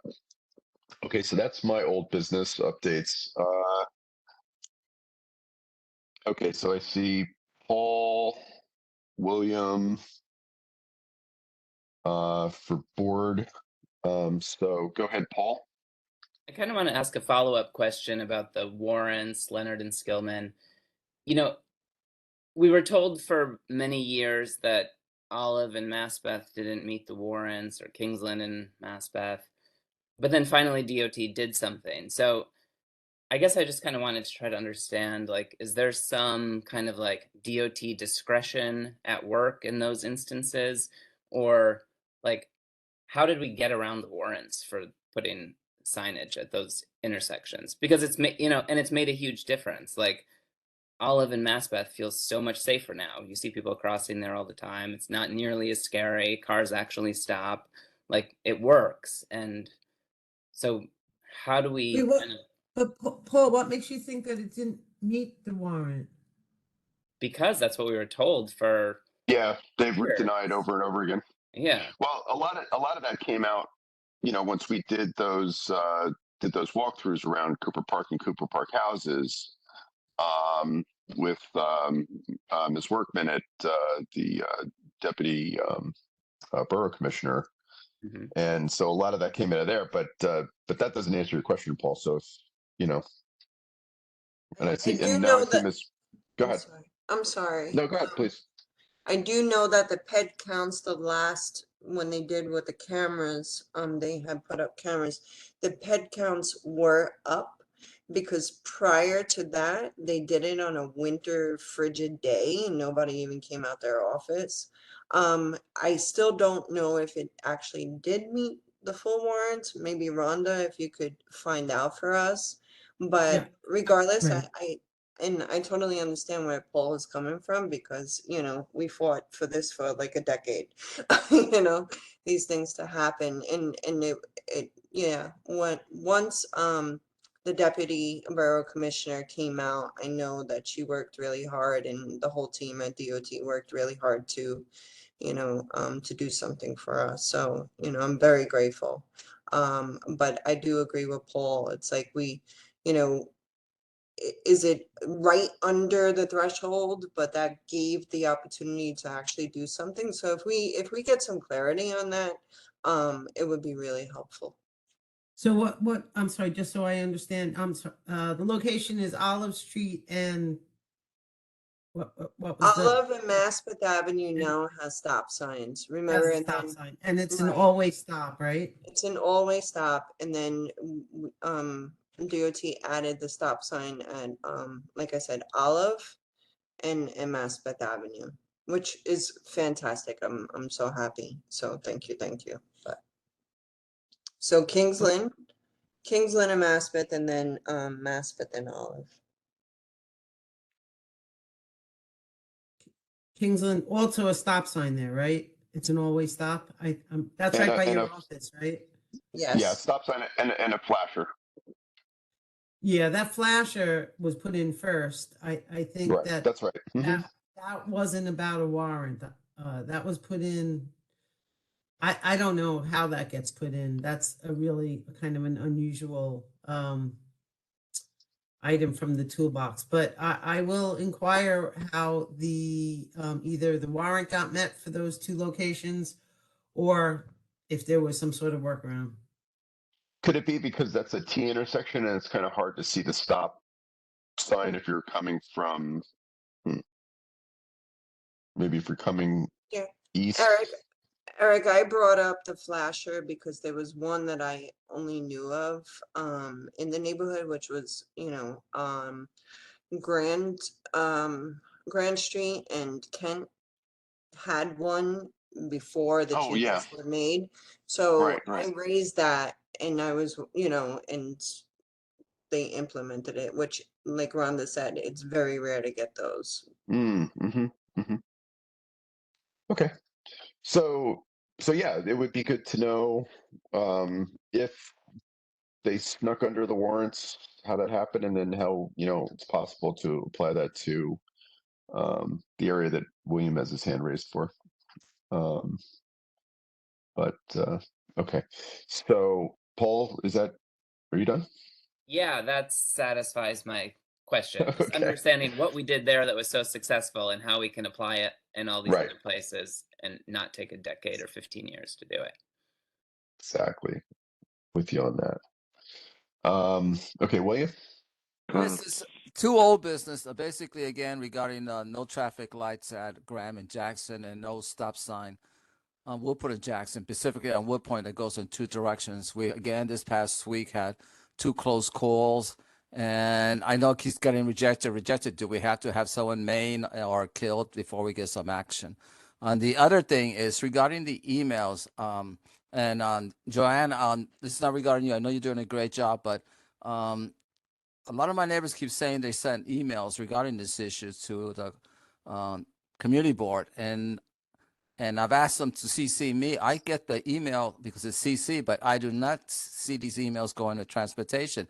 And then there's also, we got some emails, and I'm not taking a position pro or against Open Street on Berry Street, but there was some pro Berry Street that like a couple of weeks ago that were pro, but they were dated like in August, and then those who are against, it's pretty much under like no more than a week old. So I don't know what's going on emails, but if our emails are not getting into the board, that is a big concern because we keep telling our neighbors these questions to email community board, and if that's not happening, how can we serve our community if the communication is failing at the moment?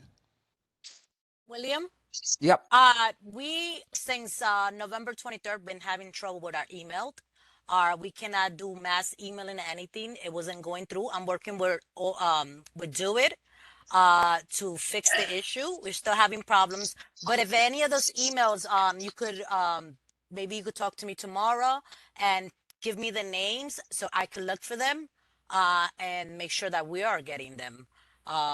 But everything that comes in regarding transportation, it goes to Transportation Committee. Thanks for that, Joanna. Joanna, we talked about this last week about Right. the email problems, but I thank William for bringing that up. And Well, I've been copied on them too, William. So I see, and it's hard for me to remember which I'm seeing that are directly copied to me and which are coming from the board.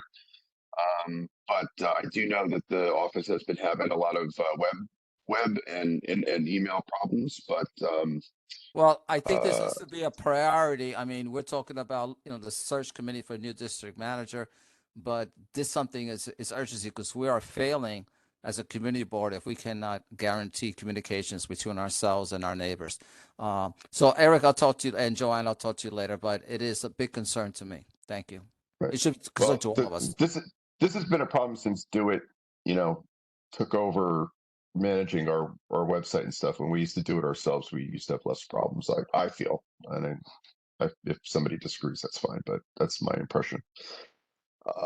Anyway, thanks for that, William. I can't speak to Woodpoint and Jackson, but the Graham and Jackson, I am going to follow up with Rhonda about trying to do a separate meeting on that. So thank you. Anything else, William? Yeah, just one thing. I'm the person that almost got hit because a cyclist was going one way and a car driver was going the opposite way on Grave Avenue, and I try my best to grab another neighbor. By doing that, I put myself at jeopardy. But again, that was me just going to get my regular exercise to play pickleball at McCarran's Park, and unfortunately, I'm still agile at 68. Thank you. Yeah, no, that's a treacherous intersection. We're gonna get that done, so some way or other. Okay. Okay. Anyone else? Committee? Can I say something else about the email question? Sure. I understand that there are issues with the email distribution, and I didn't know that, so I'm glad to know that. I have received emails for sure to the Transportation Committee, and as you know, I'm not on the board, so I only get things that are forwarded to the Transportation Committee. And I know there are a lot of active petitions out there right now that get distributed to CB1.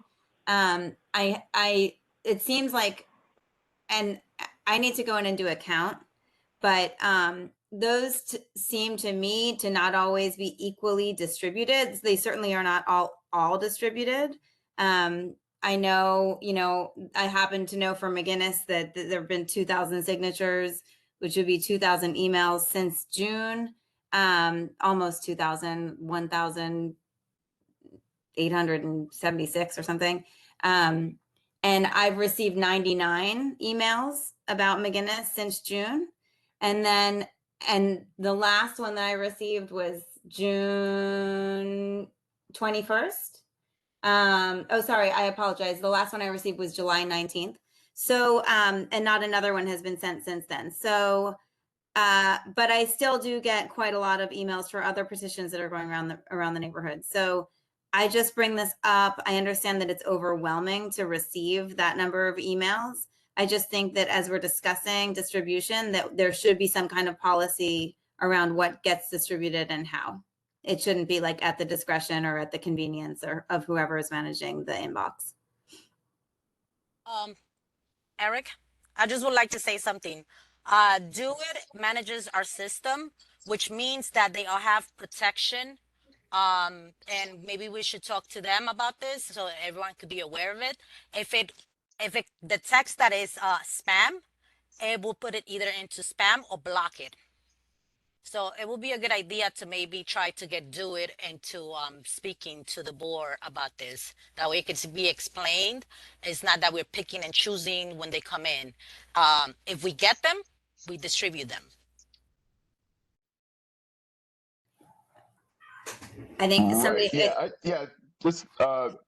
I think it might be worth it in the new year to have Do It come to the full board and kind of explain themselves, because as I just said, since Do It took over our website, and I guess they've tried to consolidate all the CB websites across the city, I feel like it's been very problematic. When it used to be, now it was a lot more work, obviously, for the office to manage that load of emails, but we saw everything back then, and so yeah, maybe we'll try to get do it in at a full board meeting to have them kind of explain themselves and figure out why we're not being served correctly. Karen? Eric, can I interject as a chair of the outreach committee? Karen? Yeah. I actually do have an issue with the bulk emails because other emails are getting lost in the shuffle now because it's just so overwhelming. And look, I know this is part of, transparency and making sure that, but maybe this is a discussion at the full board that we could figure out whether it's weekly or if we could gather these emails and send one document or something, because right now my Gmail is full. So now I have to start paying if I want, or deleting, and I don't want to delete important emails.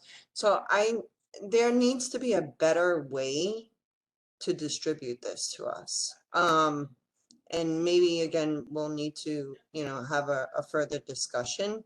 But there has to be a better way to distribute these bulk emails to the board. So just wanted to point that out. Thanks, Karen. And this was something when we had the issue, when was that, back in like April or whatever, when it was another do it issue, and Jerry was able to find them all in the spam folder, which, for whatever reason wasn't regularly checked, and they got forwarded. But there were others that do it also had blocked, did not have access to, and eventually we did get them. So, but I take your point, Karen, and for those folks that are not on the board, I mean, I have to sift through my email every day to figure out,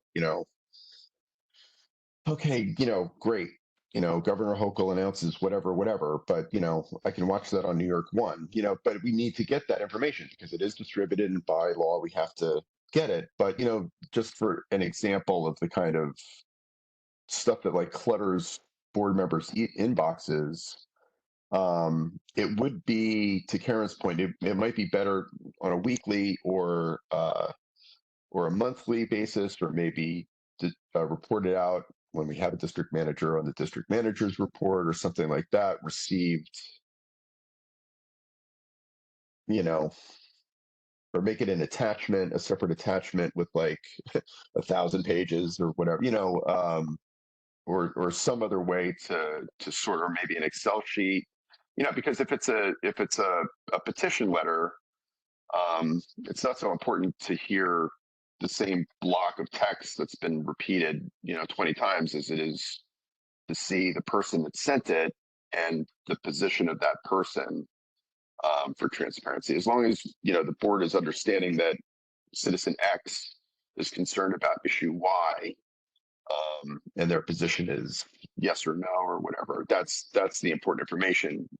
Obviously, we'll see the text of the body of the letter for what they're supporting, but that might be a more manageable way to do it, because I'm having the same problem, and I'm sure other board members are having that problem too, where it's hard to like sift through, and then it's not really achieving the goal of those that are concerned about the issue, because it's kind of getting lost in the shuffle. So but I think it is a full board issue. I'm sure other committees are having this problem too, but it might be better to have it reported out on a monthly or weekly basis, just to make sure that board members are seeing the concern around certain issues, but not losing other information because of oversaturation of emails. So thanks, Karen. Sante? No, Eric, I just want to interject as a chair of the outreach committee, of which we didn't have a meeting in a while. Of course, just a reminder, Joanna is alone, and I believe when the outreach committee start for the first time, we brought a couple change. You can sign up now online. I mean, we did whatever the office could do at that time. You know, the outreach committee never got an email list, whatever. And hopefully we're going to have a district manager. We're going to have somebody else to help Joanna. And we could start nailing down what can be done. Myself, I have like 2 Yahoo account and 2 Gmail account. One has all the legal license, and every day, as you know, I mean, they're growing. It's difficult just to search for something. And a few years that you're on the board, and I don't know how many thousands of emails you have. So, you know, there were ideas in my mind. I don't know if the committee board could have some dedicated Dropbox where different committee could have access. I don't know, a different way of doing this. But definitely, we're going to have to work, and probably the outreach committee will have to work. But in order to do that, it will require also more involvement from other committee board members, but definitely from an office and from a staff. It needs to be actively able to maintain. You know, we open a Twitter account. We're supposed to have it now. You know, I don't know, even we had a committee member who was supposed to maintain it. He's not in the board anymore. And the office said that they couldn't maintain the Twitter account. And we start generally posting notices. So this is the reality. I just want to say, whatever we propose, the office has no capability right now to do it. And Joanna is doing a lot by herself. So we can make proposition, but, you know, as you know, Eric, who is going to do the work? You know, and we are here tonight, me and you, and we have other work to do ourselves. We don't get paid for this either. Yeah, I mean, I think there is a solution. I think there is technology that should be available to us. I think the board should, you know, formulate questions for DoIT. I really think we should push for DoIT to come into the full board and respond to us that, you know, that we're having these problems. And I think board members should, you know, propose different issues, different technology fixes. Absolutely. That can make the board more efficient. And yes, Joanna is completely overwhelmed there. We're without a district manager. And so, you know, I understand, you know, the needs of the community, but there are, you know, we're in a situation where we're playing hurt, you know, right now, and we're trying to do the best that we can. So, but as an answer, Eric, Can I say something, Eric? The target, Eric, just to close, I believe the target should be for us as a board member, for the future district manager and the future staff to be aware that there is going to be additional tasks, including handling new technology, accounting, and facilitate. Right. You know, we cannot do it. That's all. That's what. Yeah, I mean, there's technology that we could have had years ago that we don't have now. But you know, we should have it going forward. Okay, so thanks, Ryan. Okay, let's do this, Ryan, and then just on old business. I see. It's Elliot here. I see you, Elliot. I got you, Elliot, and then Zach Eisenstadt. So that's how we'll do it. So we'll do Ryan, Elliot, and Zach. Okay, my old business is for DOT. I was wondering if there's any update on the Monster Island intersection, Metropolitan, Kent, North 3rd, the Trader Joe's complex, because before COVID hit, they'd come to us with that whole plan to do that intersection, and Trader Joe's has now been open over a year.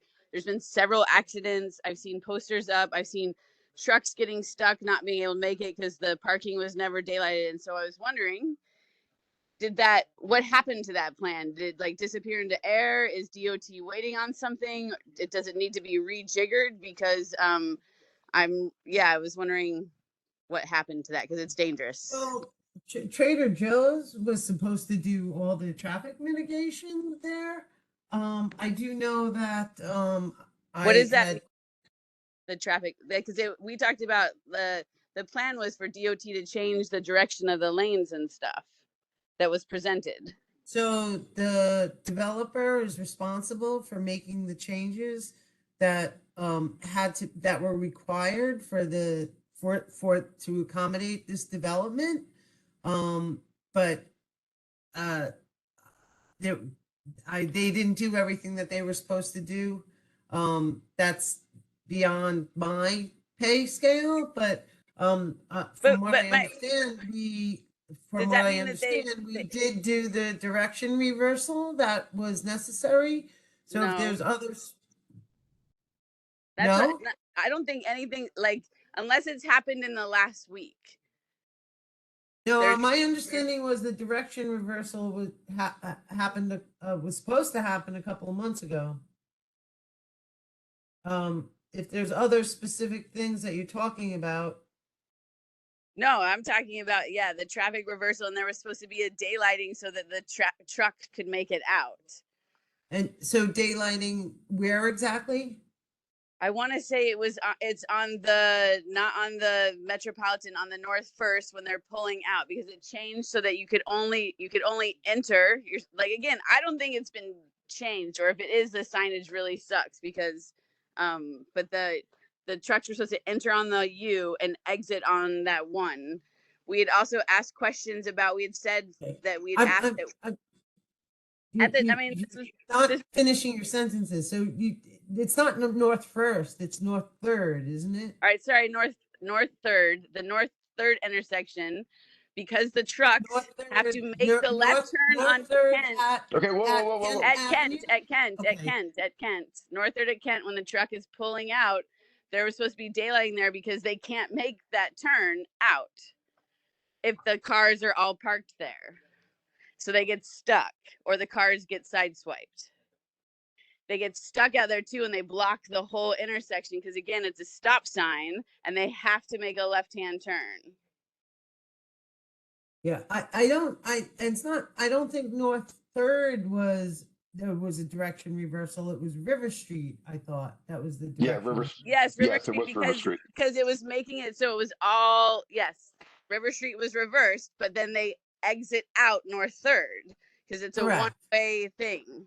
Okay, so I could look into seeing if the direction reversal on River Street happened. I thought that it was happening. I had sent an email to the community board months ago about that was moving forward. I was told it was moving forward, so I assumed it moved on. forward. I'm not on the community board anymore, so I don't get those emails.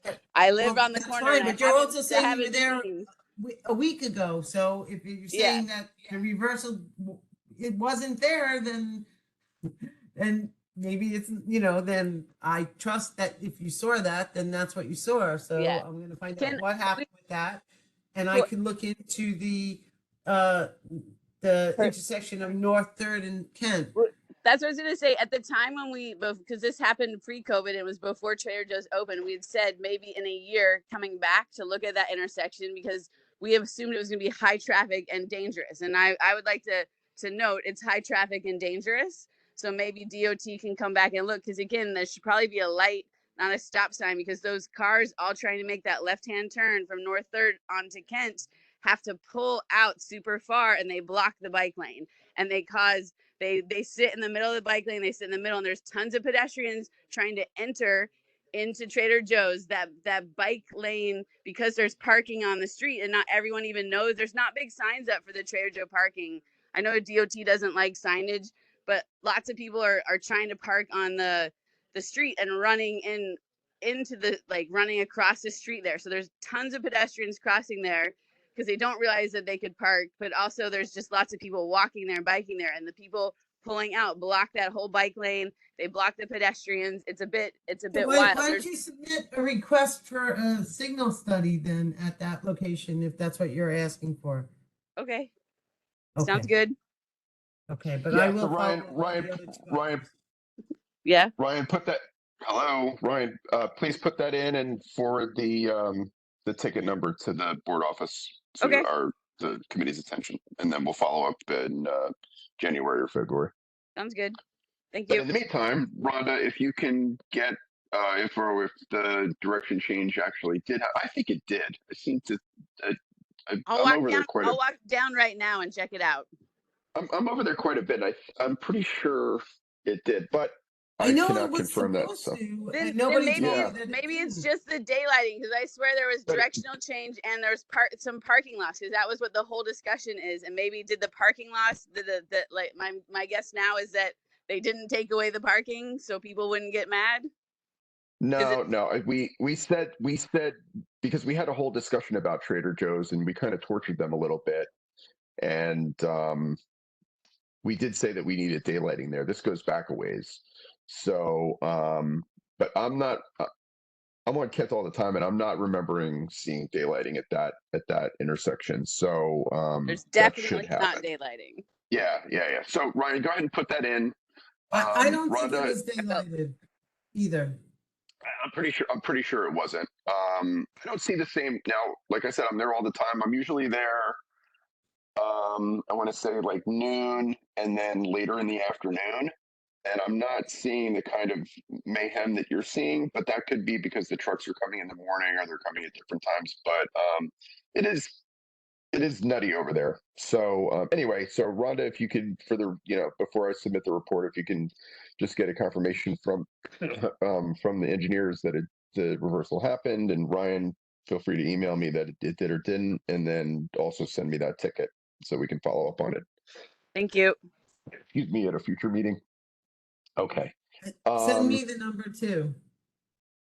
You could, or Eric forward it to me. Yes, Okay? I will forward that to you. Okay. So then we have Elliot Drabble. Excuse me. Hello. Thank you. Yeah, Eric, thank you for following up on Leonard Skillman. I'm happy to hear that DOT is talking about daylighting that intersection. Although the main concern is that the one corner that so Leonard does not have the stop sign. Skillman has the stop sign, and the whole problem is that the people on Skillman have to like gun it across Leonard to make it, because that corner is always blocked. But the problem is that there's a hydrant there, and there should already be no one there. And my fear is that if daylighting for this corner is talking about like, the paint, that nothing will be different, and that the trucks and the people who just park there, it's not always the delivery people. It's always blocked. The hydrant is always blocked. Some days it's worse than others because there's so many gut renovations going on. There's like a full dumpster blocking the entire thing. So if the daylighting treatment is just going to be paint, and I worry that if safety is the goal, it won't be enough. But I am grateful that you or the board generally are pursuing this. But that is certainly my concern. That hydrant is blocked every day, every night. I mean, not necessarily all night, but the stop sign would really help. Yeah. You're right though. If they're parking illegally at the hydrant, I don't see why they wouldn't park illegally if we put a no standing sign on the other corner, or what. I'm not looking at it. So and that is an enforcement issue. Obviously, most people on this committee know that, not DOT. Yep. I mean, the point that I'm trying to make is that if we say, please put a stop sign here, people are getting T-boned all the time, and there are more close calls. I can hear when the brakes squeal every time, and I know it's from this intersection. And if we say, please put a stop sign here, it's a dangerous intersection. And then what Eric said at the beginning of Old Business is DOT said they were considering daylighting. Well, the only corner, the corner that matters is like where the hydrant is like, that is what would like So it's already daylighted with the hydrant, is what you're saying? Yeah, that the difference between the corner that has the hydrant on it and then daylighting that corner is nothing, because no one If should the be hydrant's parking there, there. we wouldn't daylight it because it's the same. It's the same. So then the problem of the people driving on Skillman cannot see the cars flying down Leonard. And the cars on Leonard do not stop because there's no stop sign. People on Skillman have to gun it across, and anybody who's trying to cross either way, it's very dangerous. Crashes all the time, and close calls very often as well. So, well, possibly. I mean, we are going to be talking about expanding loading zones. Rhonda, you sent that email saying that we were getting loading zones on Olive and Maspeth, and there was another location near Cooper Park. But I There know was that only the two loading locations near Cooper right, Park. right. And that email was specific, but I can't remember when it was. It was a few months ago. Another announcement that they were expanding the loading zone. So As a mandate, there was a mandate for us to do some large number right, of loading zones throughout the city, and that's separate and apart from what we're doing by Sharon. right. And I very recently, I think it was like a week ago Friday, sent out a list of locations citywide. And that Mhm. must be what you're referring to? I don't. No, I'm thinking of something months ago, but I'm not. I haven't seen that. So if you want to forward that to me again, if you haven't sent it to me already, that would be helpful. But maybe we Pretty could sure I look copied at. you, but I'll I'm check. sure you did. But as we just discussed, there are many emails in our inbox, and I could have missed it. But it is possible that we could be looking at. And here I am talking about taking away parking across from the hydrant. I do Across from the hydrant on that corner to encourage FedEx, UPS, etc. to sneak in there rather than the hydrant. However, FedEx and UPS being FedEx and UPS, they're going to go wherever they want, and it really is on NYPD, who is not being very aggressive right now with ticketing. I've noticed. So anyway, that's a public safety committee issue. But anyway, I do. we're not losing sight of this. I know that intersection well myself. I have had to gun it across several times. It's not good. Yeah, and I will say, of course, the trucks being so large do make it more dangerous, but it is personal vehicles every day as well. Because of how residential, I mean, if you're familiar, that little pocket of Williamsburg Lake is so residential that I would doubt, or I don't know much about how DOT chooses where the loading zones go. I would be doubtful that that corner would meet the criteria for a loading zone, I guess, because it's so residential. However, when they first put out the pilots for residential loading zones, they looked at Manhattan Avenue, and the locations that they put on Manhattan Avenue made a lot of us jump out of our seats because we were like, why are we putting a loading zone there? Because it didn't make sense. I remember myself, Tom Burrows, Lisa Bamonte, there were a number of us that were like, why here? It didn't make any sense. The But, I neighborhood mean, loading zones are for deliveries to private house, right. people Right. ordering from Amazon and other delivery services because it's just exploding. No, I get it. And I've come around on the loading zones, but I remember when it first came out, we were looking at where they wanted to put them, and we were like, huh? It just didn't make sense at the time. And this is going back, what was that, 2017, 16, something like that.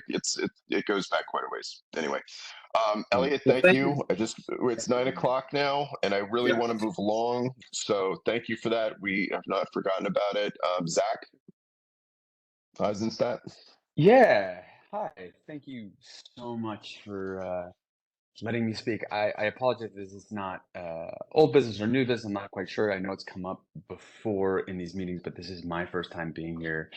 I've been a CB1 resident since 2015, and I recently moved onto or off of Commercial Street in 2020. And I just wanted to reiterate, because I've heard it's come up in other meetings in the past from a few neighbors, the state of Commercial Street. Sorry, let me just. So my issue is the street is completely designed and still is designed for industrial and commercial use, and we're now talking about there being thousands and thousands of apartment units here, and there's been no change. Reaching out to the DOT, I got a response that they were going to reassess it in about 5 years, which seems like ample time for there to be numerous accidents, both car to bike, and car to human. The causeway is just incredibly trafficked. You have thousands of people crossing the street every day. There's literally not one crosswalk, one stoplight from the entire quarter-mile stretch of Manhattan Ave all the way until West Street. And now, because of the West Street extension opening, you have two two-way streets that are leading into a one-way street, and literally if you sit there for 15 minutes you'll watch cars go the wrong way down a one-way street. Some of them don't stop, some of them do just continue on the wrong way down west. So I just wanted to bring this up again to the community board's attention. I know that supposedly in 17 or 18, the participatory budget allocated $300,000 to creating a camera and better infrastructure at the corner of Commercial and Franklin. But I've also heard from my contacts over at Lincoln Ressler's office that no one can quite track down where that money went or why nothing's happened. So long story short, there's thousands and thousands of residents. It's likely to be, in the next few years, one of the densest populated parts of all of Greenpoint. There's, I think, the only athletic field in this side of Greenpoint, one of the few playgrounds and one of the few parks, and there's literally no safe way for people to get anywhere, whether you're driving, biking, or walking. So I just wanted to bring it to the attention. We've started a petition. We already, in like a little bit of time, have 150 signatures, and it's really just on me and one or two other people asking people to sign up. I've yet to literally meet one person, whether a driver, a biker, or a pedestrian, who's not on board. I don't know if there's a tension on this wider throughout the community board, but I know it's a huge issue for the thousands of people who live here and the thousands of people that are using the playground, using the park every single day. It's kind of a Wild West. I've literally seen tickets handed out once or twice. Cars are parked in attempts at daylighting, and cars are parked on the sidewalk, cars are parked anywhere they can fit. The Brooklyn Greenway literally just stops and you have to bike into traffic. It's a completely dangerous situation for everyone, no matter what form of transportation you take. Yeah, so I just wanted to bring it to the attention, see if there's any thoughts on this, see if there's, how the community board feels about this area. The goal, I guess, is to really get the attention of DOT and have them, instead of waiting 5 years, start doing something today. Because, we're talking about a rapid and significant transformation of this area that's only going to change more rapidly in the coming years, as I think 6 new buildings are going to be completed between now and 2025, and there's already 2,000 buildings up. We definitely have the support of the developers and the people managing the buildings. I know the general manager of the Brookfield Properties is 100% on board, both as a resident of the area, a mother, a pet owner, and as the person managing the concerns and complaints of all of the residents. So just kind of wanted to put that out there as efficiently as I could. I could talk for hours on it, but I know it's getting late. So I'll just kind of leave it there, and I'm happy to speak up, answer things, or respond however. Okay, Okay, yeah, thank you. Thank you, Zach. I'm gonna actually put that into new business as a little transition. And I would continue to work with Councilmember Ressler's office. The councilman's office is talking directly to the Brooklyn Borough Commissioner about this location. Yeah, I know that Lincoln is fully involved and committed. I'm sure he is. The I don't know issues anything. at hand. I don't think that you received a response that said, "Well, we evaluate it in 5 years." That's not a response that we would give. If you want, I can pull up the email. Like, just give. I'll put myself on mute and let people talk. But I did receive an email directly in response to my request that said just that. And did you reach out to them? For a signal study? Wait, hold on, Rhonda. Did you send an email to someone? Did you go through the portal? How did you make this? I worked with someone in Lincoln Russell's office to submit a request for study and changes, and the response came to me from Russell's I office. apologize. No, from the DOT. Apologies. It might just take me a minute to find it. Okay, I'll tell you what. We're not going to get into the weeds on this right now. Yeah. But what I would love for you to do is to send that to the board office. Is the email going to work, or is there another way I can send it? No. We'll probably get it. I actually got. It could be because Steve's a board member, but I did get one of your email petitions from Steve Chesler on this item. So, but if you just send an email from your personal email directly into the office, I think we shouldn't have any problem with it getting distributed to the committee. I think it's like these petition emails that are messed up in the Do It algorithm, and that's a separate issue. But if you're just sending an email to the board office, because I send emails to the board office all the time and they get them, so, and whatever. So anyway, please take that email, forward it to the board office, to the Transportation Committee's attention, and then copy Lincoln Wrestler on it, and I will forward it to, or the board office will forward it to Rhonda if I don't, and we'll follow up on it. Thank you. Okay. All right, great. Okay, so I skipped over and it's 9:02, so we really have to wrap it up. Is there any other pressing new business? Katie?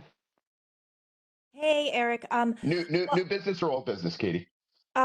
Business. I just wanted Katie? I just wanted to respond to Zach's comments. But if you want to go more detail on that another time, then I can just Yeah, I don't want to get into the weeds on Commercial Street right now. But I appreciate him bringing it to him. We can take this up at a future meeting. But if you can say it in like 2 sentences, go for it, Katie. Oh, okay. Thanks, Eric. Well, I was just going to say that I think it's a good follow-up to some of the conversations we've had at this committee before, when, for example, the North Brooklyn Parks Alliance was looking at the DuPont Open Street, before we knew about all the remediation, in part to gain accessibility to the playground, and, the fact that the West Street extension was opening up, which it is now. So there's additional traffic going. So I fully support the efforts for more accessibility to the triangle. And so that's kind of the overall sentiment. And so look forward to talking about this more. Okay, cool. Thank you. Paul? Yeah, I think I would also like to dig deeper into this Commercial Street thing, Eric. Okay. I'm gonna now. I'm not gonna do it now, but I'm just saying, like, in the future. Sure. But for now, what I just wanted to say is I am also excited to work on the district needs report, and we talked about scheduling a meeting in January. So I wanted to make sure we were getting something on the calendar, so we can start that process early this year. Thank you, Paul. Going back to old business, we're going to jump back and forth. Celtic Point. Let me get back to you on that. Okay. Okay. So our district needs TC January. Okay, thank you.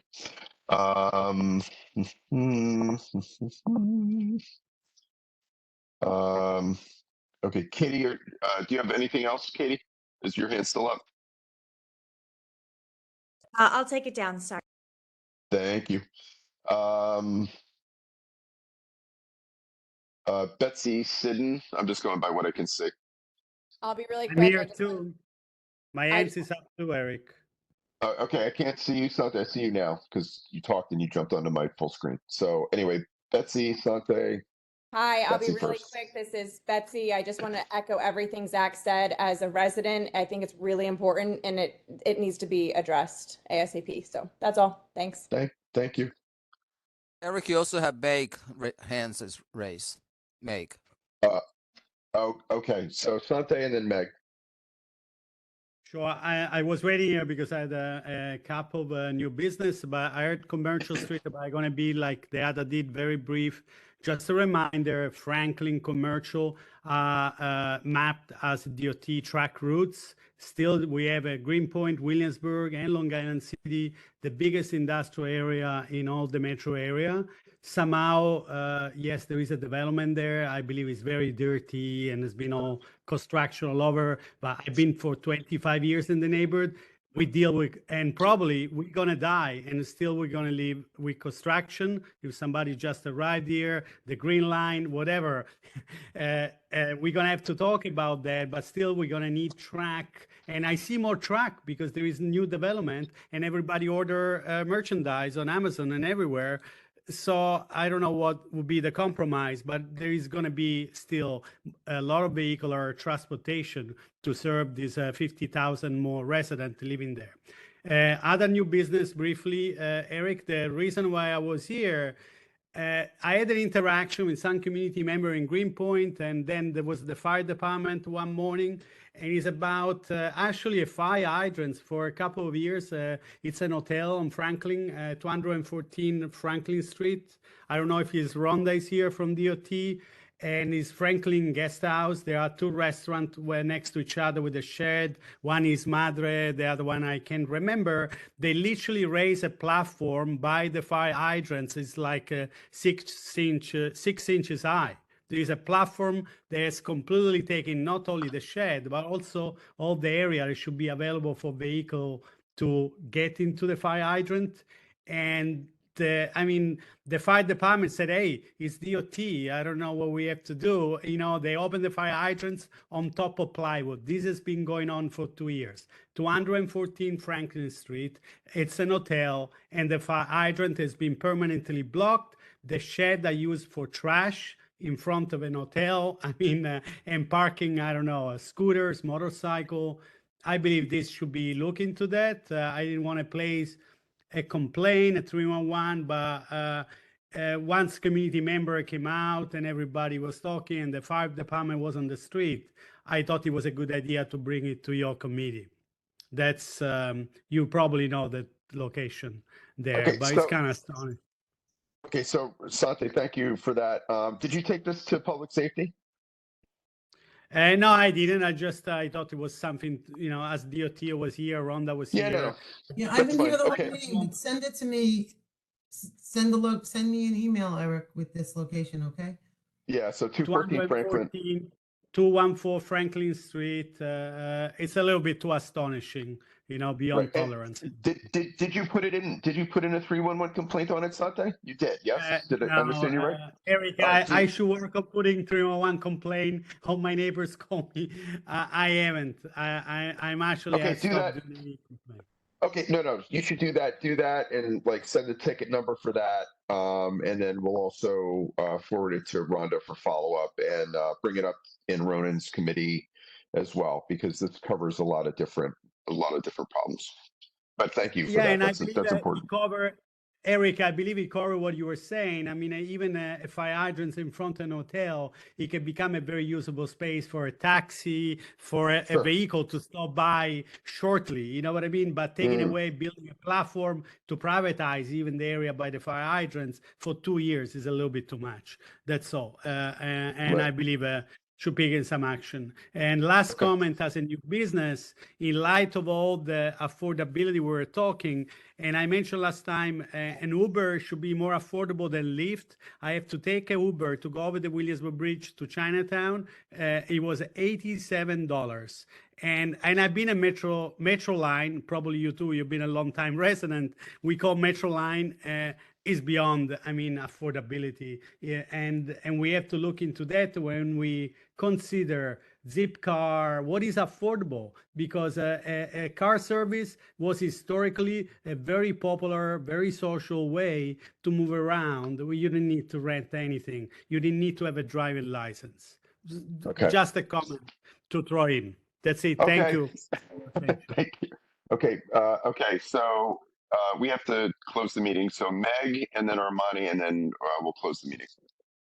Hi, this Meg, is Meg. I just wanted to really quickly just echo what Zach said. I live in that neighborhood also, and I would really love, some assistance with the traffic because it is really dangerous. That's all I was going to say. I know you guys don't want to get into it anymore, but I just to support that. I think we have no choice but to get into it eventually, but not tonight. But I thank you, Meg. Thank you very much. Okay, Armani, you're the last one. Eric, Armani, can I? Yes, yes. Eric. Who's that? It's Who's that? Rhonda. Rhonda. Hi, Rhonda. Go ahead. Mhm. Hi. I actually, shot Borough Commissioner Brea an email about West Street and Commercial Street because I know we've been actively talking to Ressler, and I know, I'm sorry, Councilman Ressler, and I know, we're looking at it. It's not like we're not aware that there's been all this construction and these residents have opened up. So I believe there's an active signal study there, but there's also a capital project coming down the pike. So I don't have more information about that. I wasn't, prepared for that, but I believe that there will be more information coming out, being made public soon on this.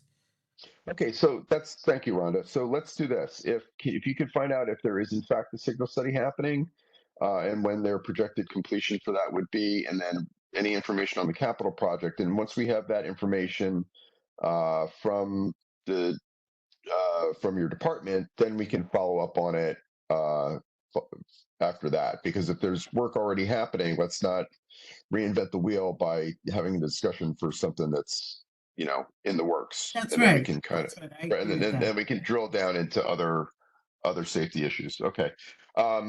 Thank you. And Armani, if I can have your last name for the record, and you are the last speaker for this evening. Thank you. Yes, my last name is Goins. Spell that, please. Goens. Okay, please go ahead. Yeah, I just wanted to echo Zach's sentiment. I live in the same area, and over past summer, I definitely saw a few accidents between kids walking over to the park, almost getting run over by cars that were trying to avoid construction trucks that were double parked. So it's an extremely dangerous area. So yeah, if you guys can kind of get on that, and I know Rhonda, you had mentioned that there's some work being done, signal study, that would be much appreciated because any one of these days, a serious accident will happen over here. It's dangerous. Okay, great. Okay, thank you. All right, so we've covered a lot of ground this evening, and it is now 9:15. So we will close the meeting. So I just want to thank everyone for their hard work this year. I think we've had a fairly productive year in terms of what we've tackled with I think a expanded civility, which is always nice to see, and I appreciate greatly.